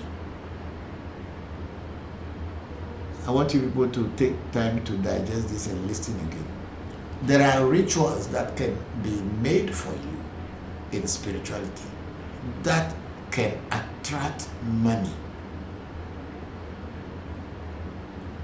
There are certain deities, when they are with you and you are working with them, and you are wearing their pomade or their perfumes and all this, it can attract good things and good opportunities towards you. And then, supposing you have a business and people are patronizing your business, money will come. Money will come to you, and then by and by, you will be able to have money to solve the problems you want to solve. But to say that you will go to a place and they will do a money ritual for you, and then you come home and the following day you become rich and there's money everywhere in your room or in your house or in your bank account, it does not exist. It is the same scam that some pastors are using for their church members, that I'm sending money to your bank account now. Give me your bank account, I'll just command money, and then money will go into your bank account. It's all false. It does not exist. Those are all scam. But then when you are not very clever, you fall prey, or maybe if you are not old, you fall prey to this kind of scams. But there is nothing called money ritual. It doesn't exist. Thank you very much, Salvage, for that question. Yeah, but somebody, so you are rich, or other people are rich, and you don't want us to be rich. That's why you are telling us that the money ritual doesn't exist. That's usually the trick people use to get you to say that, oh, you see, those people, they are rich, it's all money ritual. Money can only come to you by working, through your hard work, either by doing some service or selling some goods or doing some business. You cannot get money. God didn't create this world that spirits will just come and give you money. It does not exist. But spirits can help you to be to get opportunities. Supposing you are going for a contract and you have a spirit that can make you live above other or seen above other people who are also competing with you on that same contract. You do your necessary rituals and everything, and you go to the day the contract is open or the envelopes are open, and then you become the winner of that contract. Of course, it is the spirits that had supported you to be selected among the lot. And then when you start working and the contract is approved for you, you make money. And slowly, you get money. So, but to sit down and think that without working, without doing anything, money will be falling down in bundles, dollars, pounds sterling, euros to you, it's a lie. It never existed. It has never existed ever in this world. But then people will make you to believe so. And as I said earlier, Christianity is one of the people who make people make movies so that people can run to the church, then they make money. Do you know that most of these pastors also, they have attraction spirits that work with them? That's why people are attracted to them and they can scam them and take money from them, and people cannot even complain. Do you know what they have that is making people rush to them? Is it the same Bible everybody is holding it, is it not? It's the same Bible everybody is holding, but how come some pastors are more successful in attracting people to their churches and making money out of the people? I have had many pastors coming to me and asking for help. Their aim is not to teach you about God. Their aim is to make money out of you. So that's what it's about, money ritual. So it does not exist. Where do we stop? Okay, so then we have a big sister Luna Nicole said, do you see spirits in the mirror, Papa? I see everything in the mirror. Mirror is an initiation. When you are initiated into it, you can be here and you can be anywhere in the world. And you can go consciously, like what people call astral traveling. Go consciously and be able to find information, accurate information from wherever you go, while sitting down in front of your client and bring it back. You can even go into the land of the dead people where ancestors or people have died, to go and fetch information from there and bring back. That is the mirror. And that's how it is. That's what is called spirituality. It's not imagination. And then Obitex is you are right, Papa. Thank you very much, Obitex 5. And then Kofrudu Ahini is the greatest powerful man. Your servant greets you. Thank you very much, Kofrudu Ahini. How have you been? It's been a long time. I hope you are fine and your family is fine. I'm grateful that you're enjoying today's teachings. And then we have move the listen after lesson. And then we have Kofrudu Ahini again said, please, when Samai is said to have, it's if Sumai is said to have Sumai on him, do the Samai follow him even when he is sleeping? When they say someone has a Samai simply means a ghost. I'm even dealing with one right now. The people have not even come.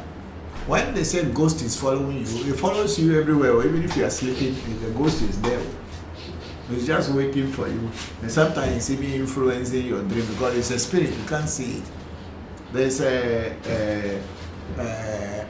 lady that is supposed to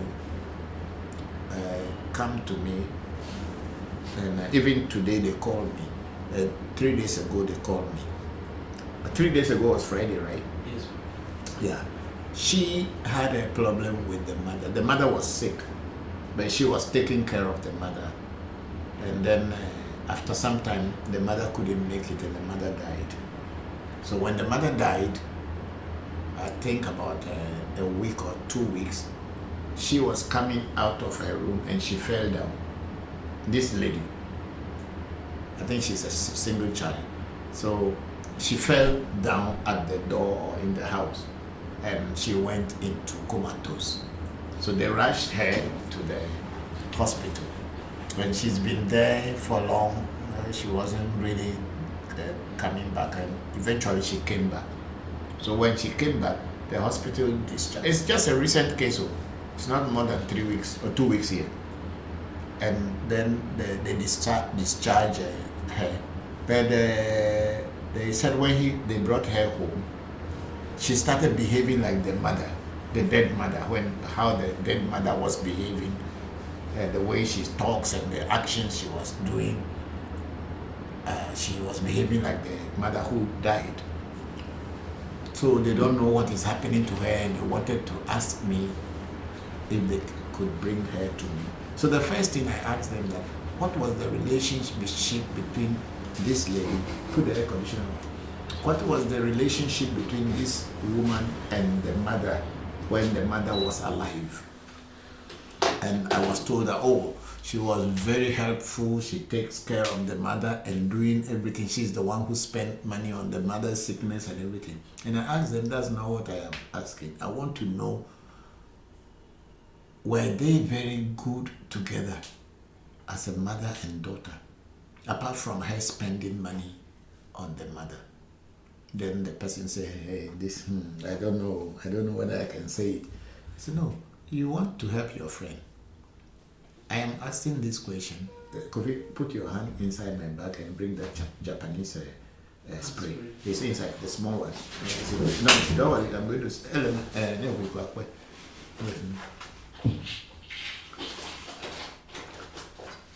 Bring it to me. This thing, they are too much here. This one, you catch them. This is enough. Put it back. You will still see them start falling down now. I didn't know they are plenty like this. So, I asked them to tell me, so there is a problem when the mother was sick, and sometimes the girl will beat the mother, the sick mother.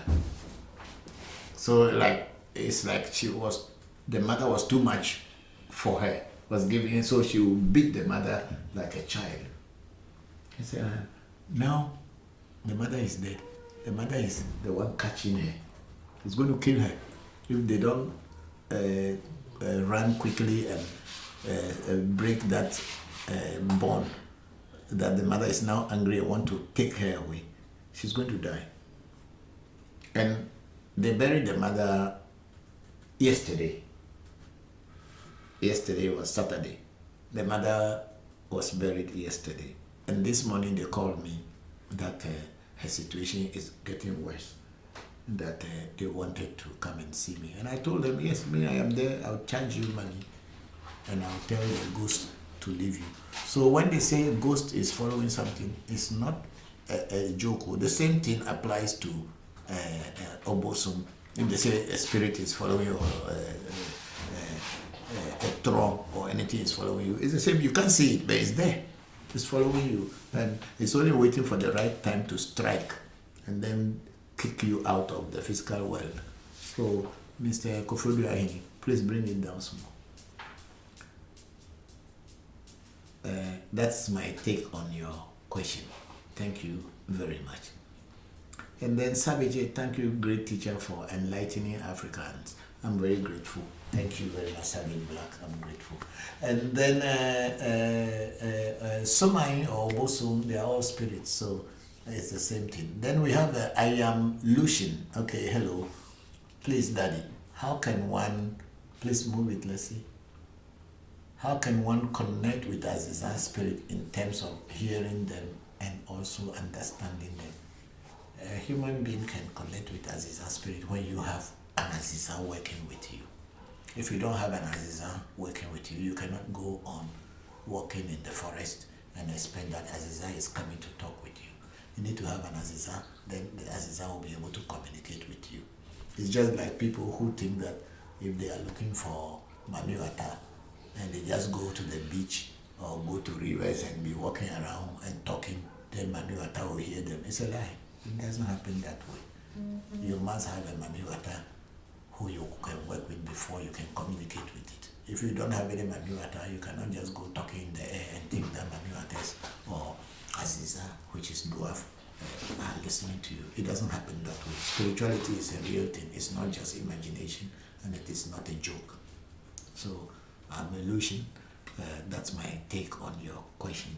If you want to work with any energy whatsoever, it's just like you have electricity coming through the wires. You know that there's electricity, but if you don't connect it to your house, there will be no light in your house. You can electricity pole can be planted inside your house, but if you don't connect it with wire cables into your house and buy a bulb and fix it, there will be no electricity at all. So whatever you want to deal with in this world, you need to connect with that thing before you can work with it. So let's move on. Sunshine said, is having a strong imagination important in Voodoo? Not really necessary. It's not really necessary. It is in Hindu philosophy and no, too much. That two alone is enough. They are going to fall down all. You wait. In Voodoo, it's not really having strong imagination that works. It's in Hinduism and Oriental spirituality that people talk about having a very strong imagination that will work for you. In Voodoo, we deal with herbs, we deal with physical things. Once the formula that works is given to you and you follow the formula, it's more like a mathematics. When you follow the formula, you see results. So it is not the imagination that you create that brings this. It's the formula, knowing the formula and knowing what to do. When you do it correctly, follow the formula correctly, you see results. So it's not imagination at all. That's why I say we don't meditate. But when I see a lot of Africans today sitting cross-legged and make their hands and say they are doing meditation, I just laugh at them. They don't know what, and they say they are practicing African traditional spirituality. We don't practice, we don't sit down and do meditation. No. We just, if somebody is in court in US, I am in Ghana here, I will just apply, I'll ask Voodoo, what can I do to take that person out of jail? And the Voodoo will tell me what to do. And Voodoo also will direct me, Afa, or the divination will also direct me to which Voodoo I should use to tackle that business or that problem. And once I know the things that I am supposed to do, and I do them or I did them, the problem will be solved. So it is not imagination at all. Voodoo imagination is not necessary. It is a practicality in knowing the formula of what to use. That's why there's a saying in one Afa,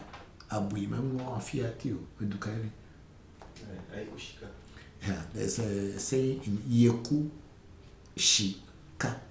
Say, needle cannot make a hole inside an axe wood or handle. Needle cannot borrow a hole inside a wood. If you want to borrow a hole inside wood, you use something that can borrow the hole in the wood. So when you think that you just imagine that you are going to use with your strong imagination, a needle can pass through a fiati, it doesn't happen. Those are just people who they don't know what they are doing and they create problems for themselves and others. You use what you can use to make a hole inside a wood.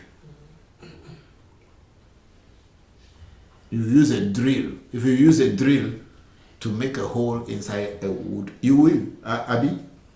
Yes, it will drill a hole. But if you are using needle, because they are all pointed thing and you put it there, the needle will just break. It will not make a hole. The needle itself will break. So in our Voodoo, it's practicality, knowing what to do and what not to do. Needle cannot borrow a hole through wood. Abui, mango, a fiatio. Yeku Shika. So it's not imagination. And Voodoo is not built on imagination. It's built on formula. Let's move up and see. Is it finished? We have Zadok. Zadok, welcome to the page. I think this is your first question. Please, is there anything like foreign and African spirits or just language that differentiate them? I would say it's language that differentiate them, because every spirit has got their geographical location that they are. But in the reality, spirits are universal energies. Spirits are universal energies. They can be here and they can be anywhere. Maybe a spirit like Yasmin or Jasmine in Hinduism, which is like a Manyuata, is a water spirit, Jasmine. That same spirit is called in Arabia Yasmin. And that same spirit in our African term, somebody may call it Yemaya. Or somebody may even call it Ezili Frida or Alajadu. It's the same spirit, but then if it moves from one geographical location, the language that the people speak is what they will call it by. And then the rituals that the people know to do for it to work is what they will do. Maybe in India, they will be dancing and playing kitans and bhajans and all this thing for it before it works. Maybe when it comes to Africa, when we put djembe and our traditional bolo, ziggy on it, it will work. Like a spirit like Zibizaba, Gabara, Avieha. When they start playing the drum, you see that people will just start to get possessed. So spirits are universal energy, but when they change location, they behave like the people in that location and they work for the people in that location. So we may say that they are the same, they are universal, but they act accordingly to the location they are invited to be and to work. Zadok, that's my take on your question. And then we have Kofi Duahimi saying, thank you for patiently educating us. Thank you all for the beautiful questions you are asking.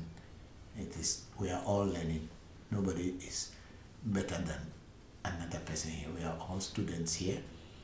The only difference is I am answering the question that you are asking, and then you people are sending the question. So that's it. Nobody is better than anyone here. We are all learning. Okay, so I think on TikTok we are done here. Okay, there's a question from Kofi Yohini. It says, Kofi, I mean, when the Samai or Obusum wants to marry you, does he follow you even when sleeping? You see, yes.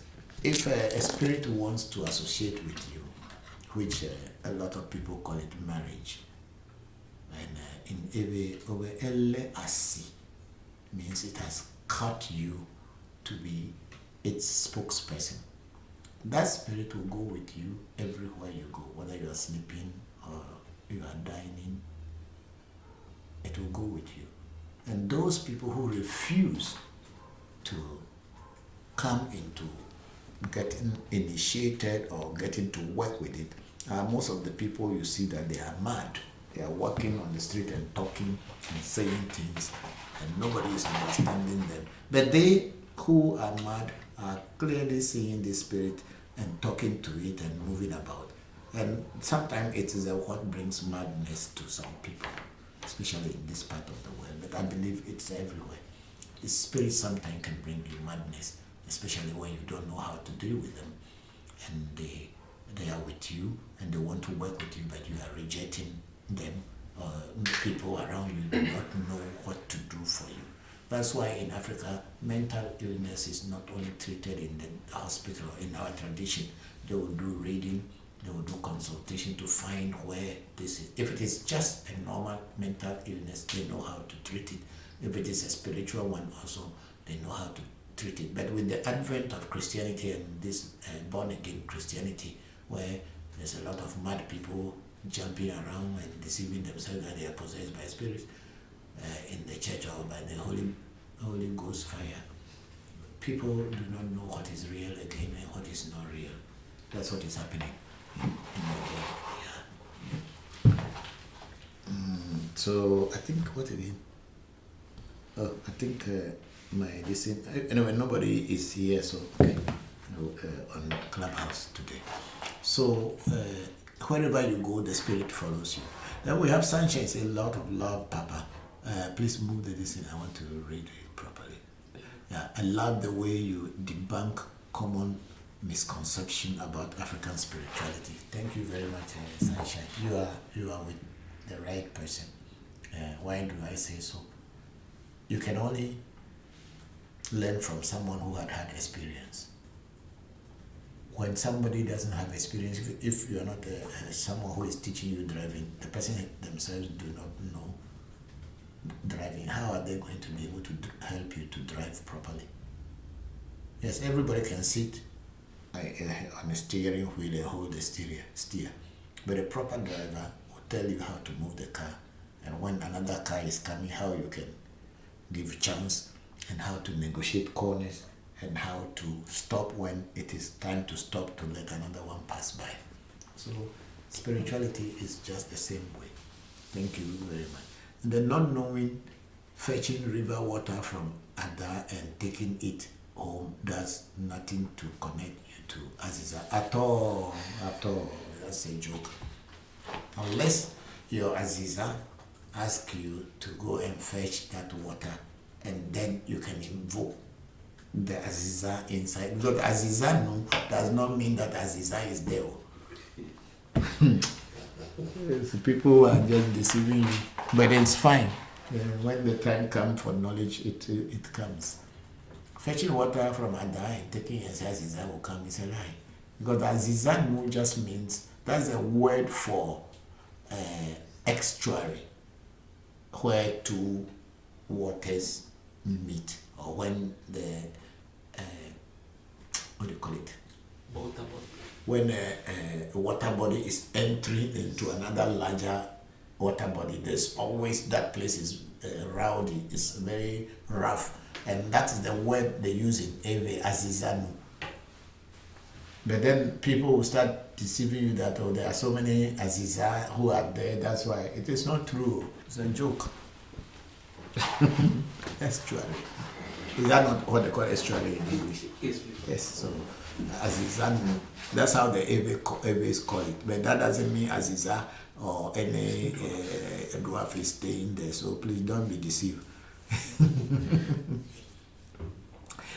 Thank you for that question. And then I think, okay, then Zadok says, thank you, Papa. My second time watching you on TikTok, but been following you on Facebook for years. Okay, thank you. Thank you very much for your beautiful question. And then Joe Gazi said, it's opening the third eye a good thing. How can you help? Okay. See, when they say opening of the third eye, what do you understand by opening of the third eye? A lot of people thought that a third eye means you have some eye on top of your forehead. Is that what it? And that's why people even draw it. Some people even take pictures and use computer to create third eye on their forehead and then put it on social media to tell people that they have third eye. The third eye is an inner eye with the pituitary gland. You know, when you go into Hindu philosophy where we talk about chakras. The base chakra at the base of the spine is called the Muladhara chakra. It is believed that the Kula Kundalini, which is said to be the divine serpentine force, which brings knowledge and wisdom, or God, let's say so, the Spirit of God, lies in that base, on the base of the spine, in the human being. And when it moves from there, it comes to the base of the sexual organ, and we have what we call the Swadhisthana chakra. And the first one, which is the Muladhara chakra, represents the physical world or earth. The Swadhisthana chakra, which is at the base of the sexual organ, from there to the spine, straight pointing into the spine, the Swadhisthana chakra, which is supposed to be for the liquid factor. Then when you move from there, you come to the Manipura chakra, which is at the through the navel point that goes into the spine. And then you move from, if it moves from there, it comes to the chest base, which we call the Anahata chakra. And the Anahata, the Manipura represent fire, the Anahata chakra represent air. So when it moves from the Anahata chakra, it comes to where men have their Adam's apple. We call it the Vishuddha chakra, which represents ether, the ethereal factor, ether where sound waves travel through. Then from this Vishuddha chakra, it comes to the Agya chakra, which is supposed to be where the pineal and pituitary glands are. And here is where they draw the eye of Horus in the Egyptian philosophy or mythology, where it's in the mind that's where the seat of wisdom is. So when your mind is developed, according to the Hindus, that particular, is it a pituitary, get it on this, I think the pituitary is here and the pineal is at the top. Where the pituitary gland is, it's supposed to be the seat of knowledge, and when it is developed, you can see, and that's what we call the third eye. And it's the one that gives you knowledge, wisdom, without knowing how you have it. It's a seat of wisdom.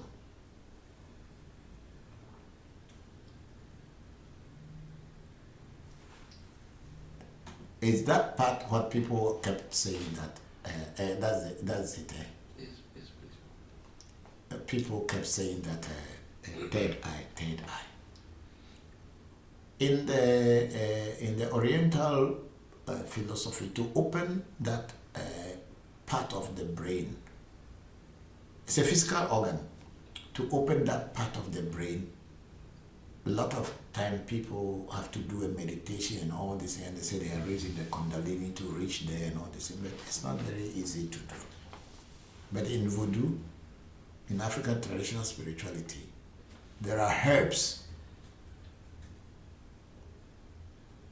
that will be squeezed into your nose, into your eyes, into your ears, and these herbs will activate that particular gland, and you begin to see, you begin to hear. That's what people call the third eye. So for a person to get that third eye, it's not like one day you just sit down and then you say, I want to have third eye. A lot of people talk about it plenty, third eye, third eye, third eye. Your pineal and the pituitary glands have to be developed. And when it is developed, you are said to have a third eye. That's why when you are getting the mirror, there's a special initiation in the mirror where they will have to put some metals. You imagine where did our ancestors learn this from? They will cut metals like the spokes of umbrella. They'll cut metal from the spokes of umbrella, put it on your nose, squeeze herbs on it, start the incantation, and this thing will go into your head and become an antenna to look for things everywhere. It's a whole process. So people talk about third eye, as if it is just something that people continue deceiving themselves that they have third eye. We in Africa, we don't do meditation. We have process that we use in opening it up. But it's not a one-day thing.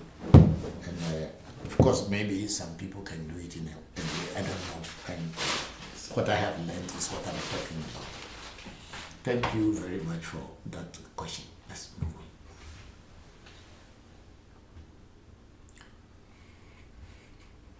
So a person's third eye can be open, but then you should let people open a proper. Somebody who will open your third eye should be someone who has experience. Otherwise, you can be mad. I have to say it in a very simple way. Because if you are hearing things and seeing things that you cannot control, they'll call you a mad person. But you will be walking alone and then you start running. Maybe you are seeing some spirit with a knife or some spirit with a very ugly face is coming and then you start running.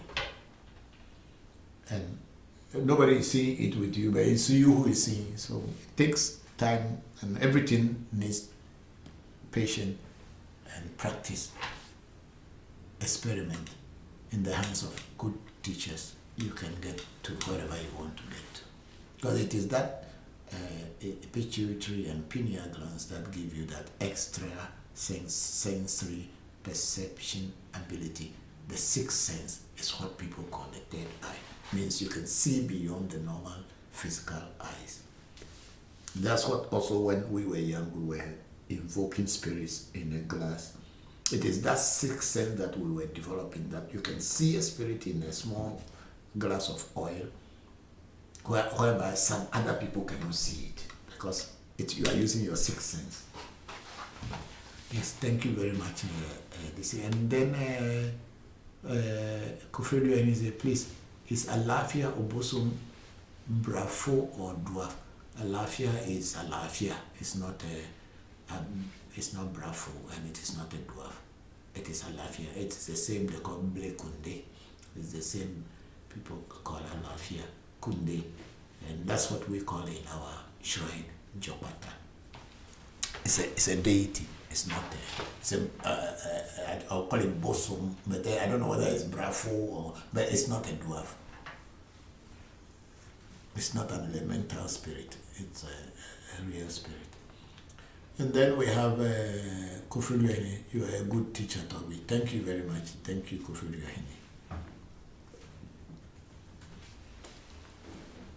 So where are we now? Okay, there's a Sila Abeji said, please, we can't see you on Facebook. Oh, why? Let me check. We are online. That's about 6 minutes ago. Is it on Facebook? Or maybe the camera. Is the battery okay? Yes, please.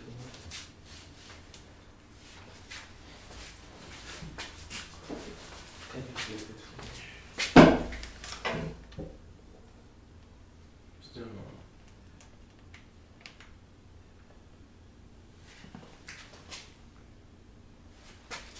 He's back. It's back. Yeah. Okay. Thank you very much, Sila, for that information. We didn't know. I'm just talking like a bush cow, just walking back Bodoweni, not knowing that some people are not even seeing. But maybe you are hearing. Okay, that's good. Thank you for that alert. We are very grateful. Yes, and then we have. I think these ones we have seen already. And then we have ancestral at 00840. If someone is interested in learning, would they have to come to your country? If you want to learn spirituality, the best is to have a physical teacher. You don't learn spirituality online because there are so many practical and physical things to do. But when you have the base, the physical things are done, then it is possible that you can be communicating online or through phone to learn more. But physical meeting is very important if you want to learn spirituality. That's why I had to go all the way into India to go and stay in the ashram to learn at Varanasi because I wanted to learn. So without the physical thing, they can tell you, people can talk to you, but if you want to learn anything, even if you want to learn carpentry, you can buy the tools, you can see online, but if you want to be a good carpenter, you have to meet a carpenter that is already good, so they will teach you.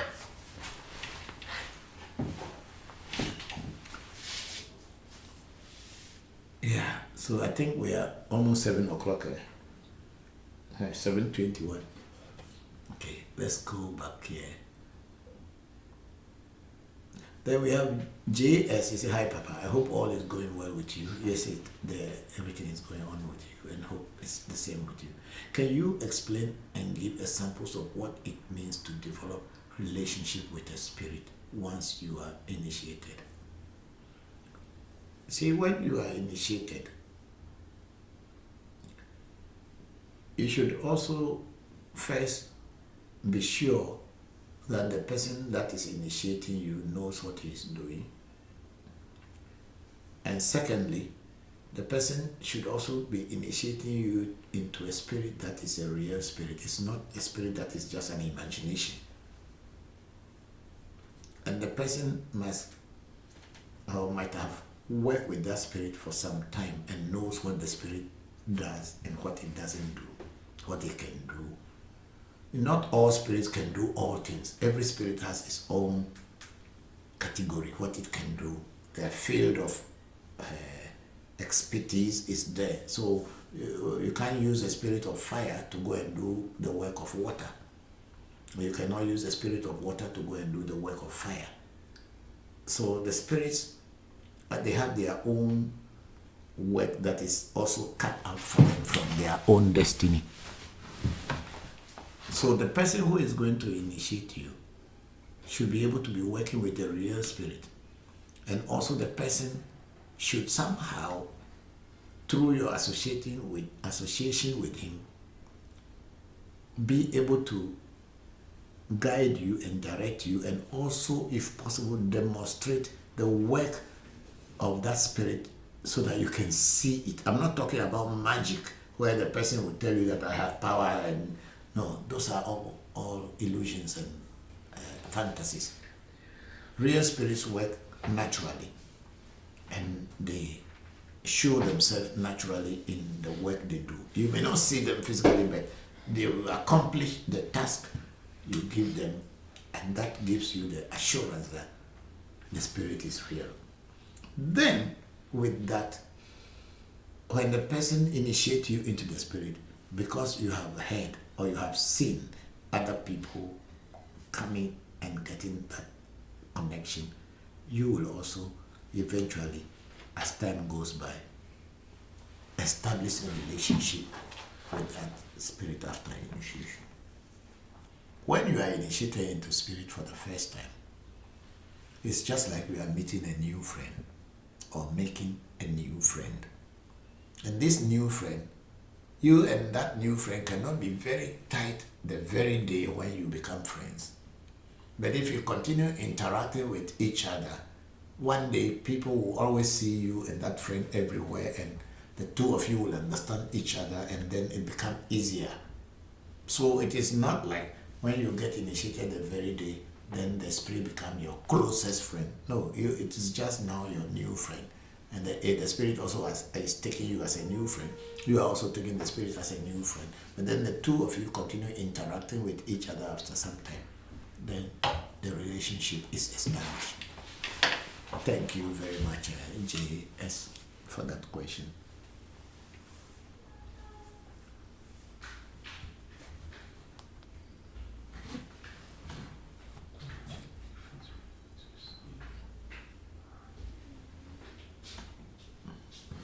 Okay, then we are on Megado away Megadoa. Yakonya will as well. Okay.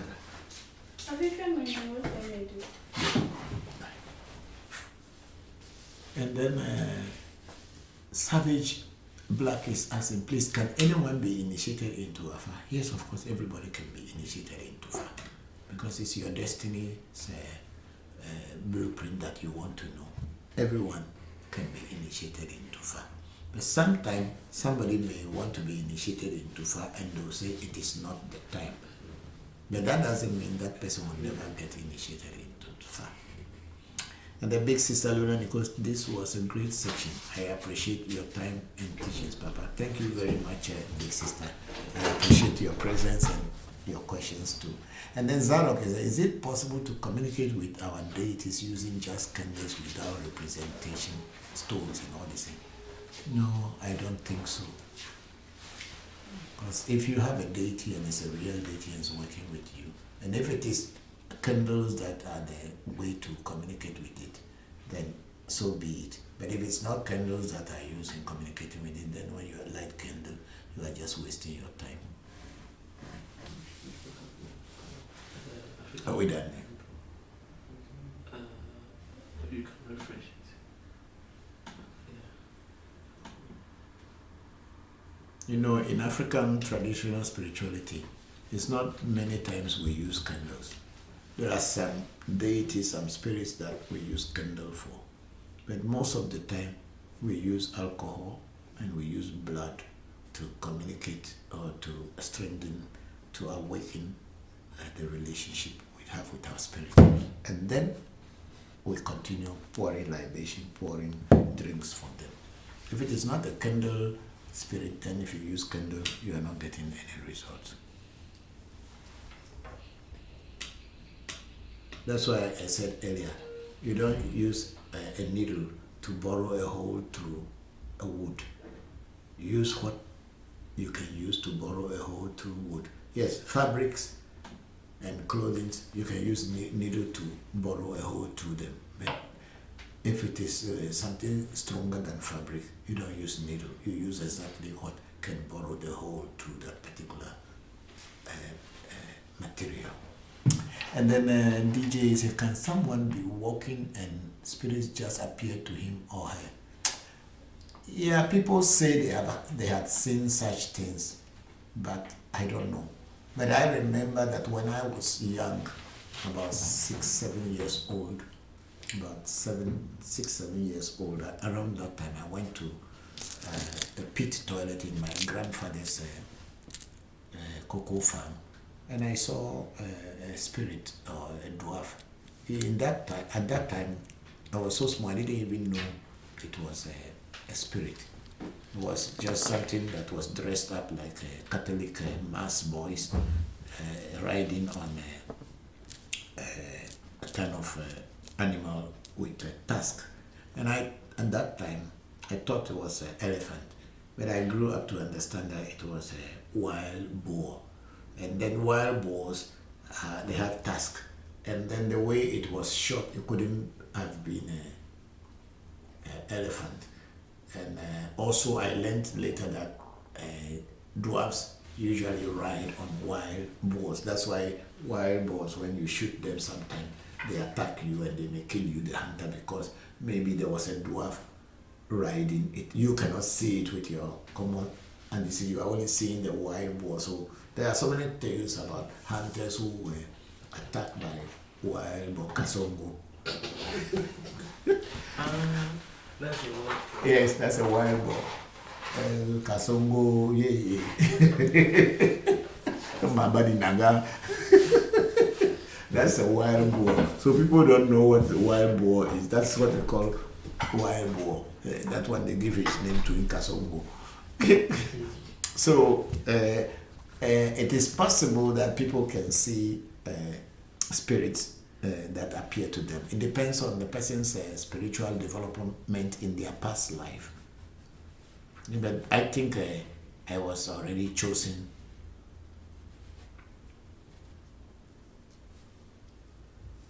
I think I was born with it. That's why from early age I started having these experiences. But not only me, other people also had this thing. Let me finish the question of Heru Asakara. It was saying the reason I asked, they say that some initiation take place you in the forest or in the jungle. Yeah, of course it depends. That people put deities and this is in forest because there are some deities that do not want to be in house. They are set up in a forest, and that's their abode.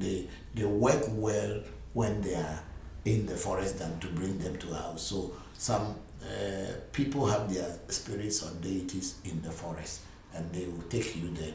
Some may have theirs near the river and all these things. So it depends on where the deity wants to be, and you can be initiated where it wants you to be initiated at. Thank you. I think we have done so much for today, and I am going to close today's section for the week, and we hope to see you again.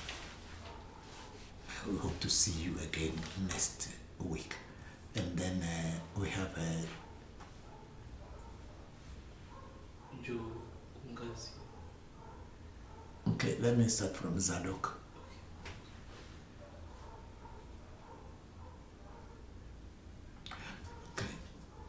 The Zadok, he said, this is the first time I am hearing that Afa has its can be for everyone before initiation can take place. No. What I am saying here is that everyone can be initiated into Afa. And that's initiation. Then, so what is another initiation are you talking about? So if it has first time I am hearing that Afa has its place for everyone before initiation can take place. No. That's not what I'm saying. Afa, everyone can be initiated into Afa. And that's called initiation. There's nothing that can take place before initiation. However, if you want to do divination, everyone can do divination before getting initiated into whatever they want to get initiated into. So it is not that I'm saying that you can get other things before initiation. No. You can, if you want to have Afa initiation, you get Afa initiation. And if you want to do a reading before initiation, yes, you can do a reading, a divination before initiation. That's what I'm talking about. Let us not mix things up. And somebody will say, oh, this was Mr. Voncujovi who said it. No, that's not what I said. If you want to get initiation into Afa, you can be initiated into, everyone can be initiated into Fa. But before they will initiate you into Fa, do a reading and know whether it is your time or it's not your time. And then the Joe Guzi saying, thank you very much. Oh no, Zadok said, thank you for the wonderful answers. I'm really learning a lot. You are a great teacher. Thank you very much. And then Joe Guzi said, thank you very much. Do you have some items that you sell to the public that protect you from harm? I don't sell things to the public. It's not something I make and then I am selling. If you want to be protected from certain things, we do initiation for you into that spirit that can protect you. I don't make things and I'm selling. I don't do those things. Yeah. I prepare bracelets, rings, and all this thing for people. And then when I prepare it, I initiate you into the spirit that controls that, and then you have it. It's not just something I'm selling that, oh, come and buy it and go and then it. No, I don't do those things. I'm sorry, but that's how African Magic Temple is different from other people. We are not just selling. Even talisman that I will make for you, I have to initiate you into it. Even the soap that I will make for you to bath to draw attention and create an attraction for yourself, I'll have to initiate you into it. The oils that I will give you to bath or to wear as a perfume, I will have to initiate you into it. I don't just sell things and say, oh, you take it and go away. Maybe people did that in the past, or people are still doing, but at African Magic Temple, we don't do things like that. Thank you very much.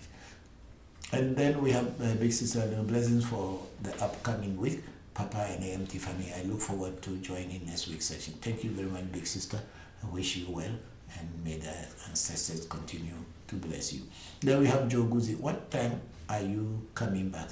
We are here from 3 p.m. every Sunday, and I myself, I join the section. You start showing from 3 p.m. or 2:30.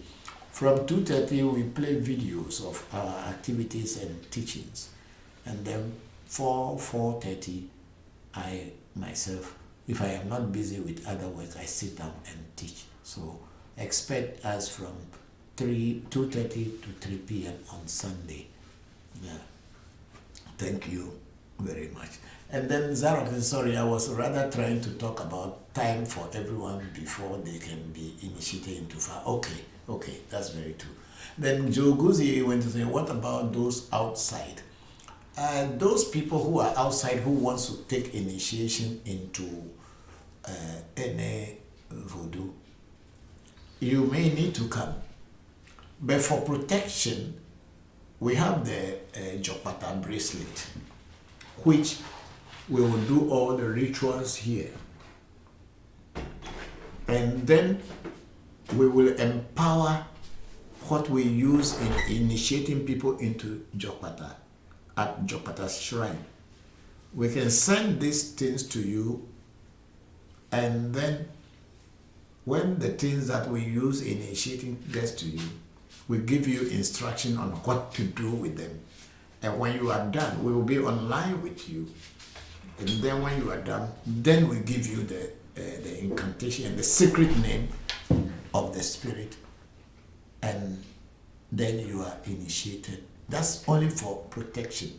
But if you want to really get the Jopata's vibration and everything, then you may need to come to the source of the Jopata. Yeah. And then, of course, when we send the oils and soaps to people, we also empower it with these very spiritual things that when it gets to you, when you get it, you swallow it, and then the spirit will connect with you. So Shah is here, are the spirits of Voodoo different than the spirits of Ifa Isese? I don't know, because I have never practiced Ifa Isese, so I cannot tell.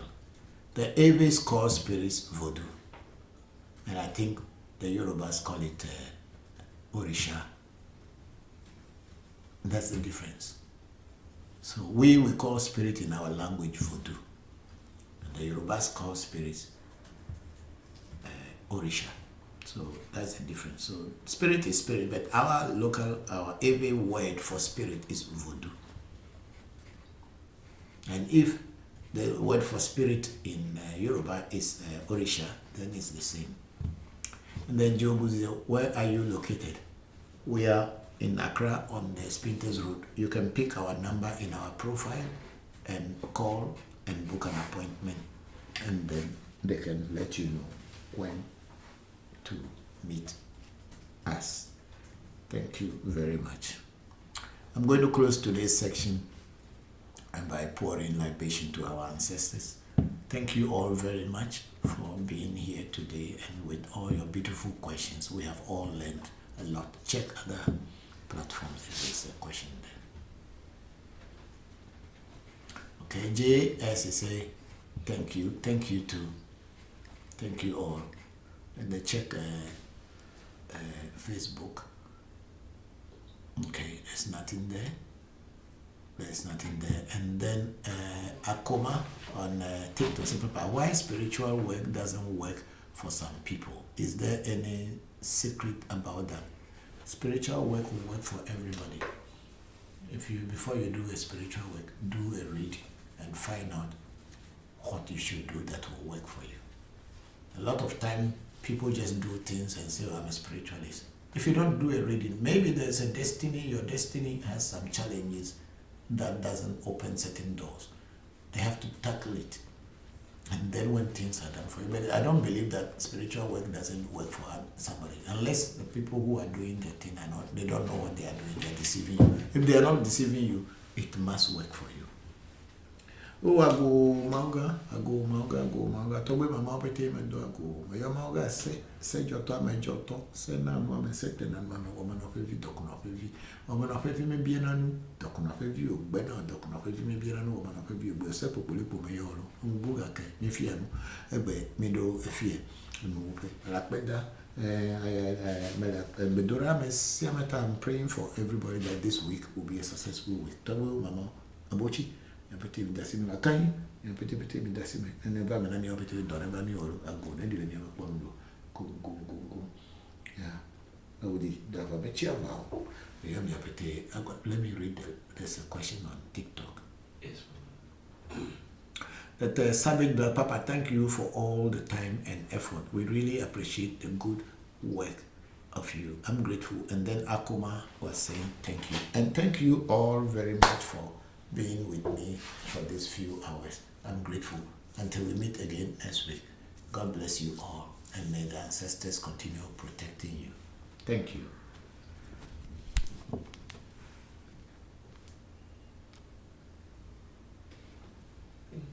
Maybe you sent a question. Sorry. Question? Abdullah Ron is saying bonjour, ça va? Yeah. I think that's all.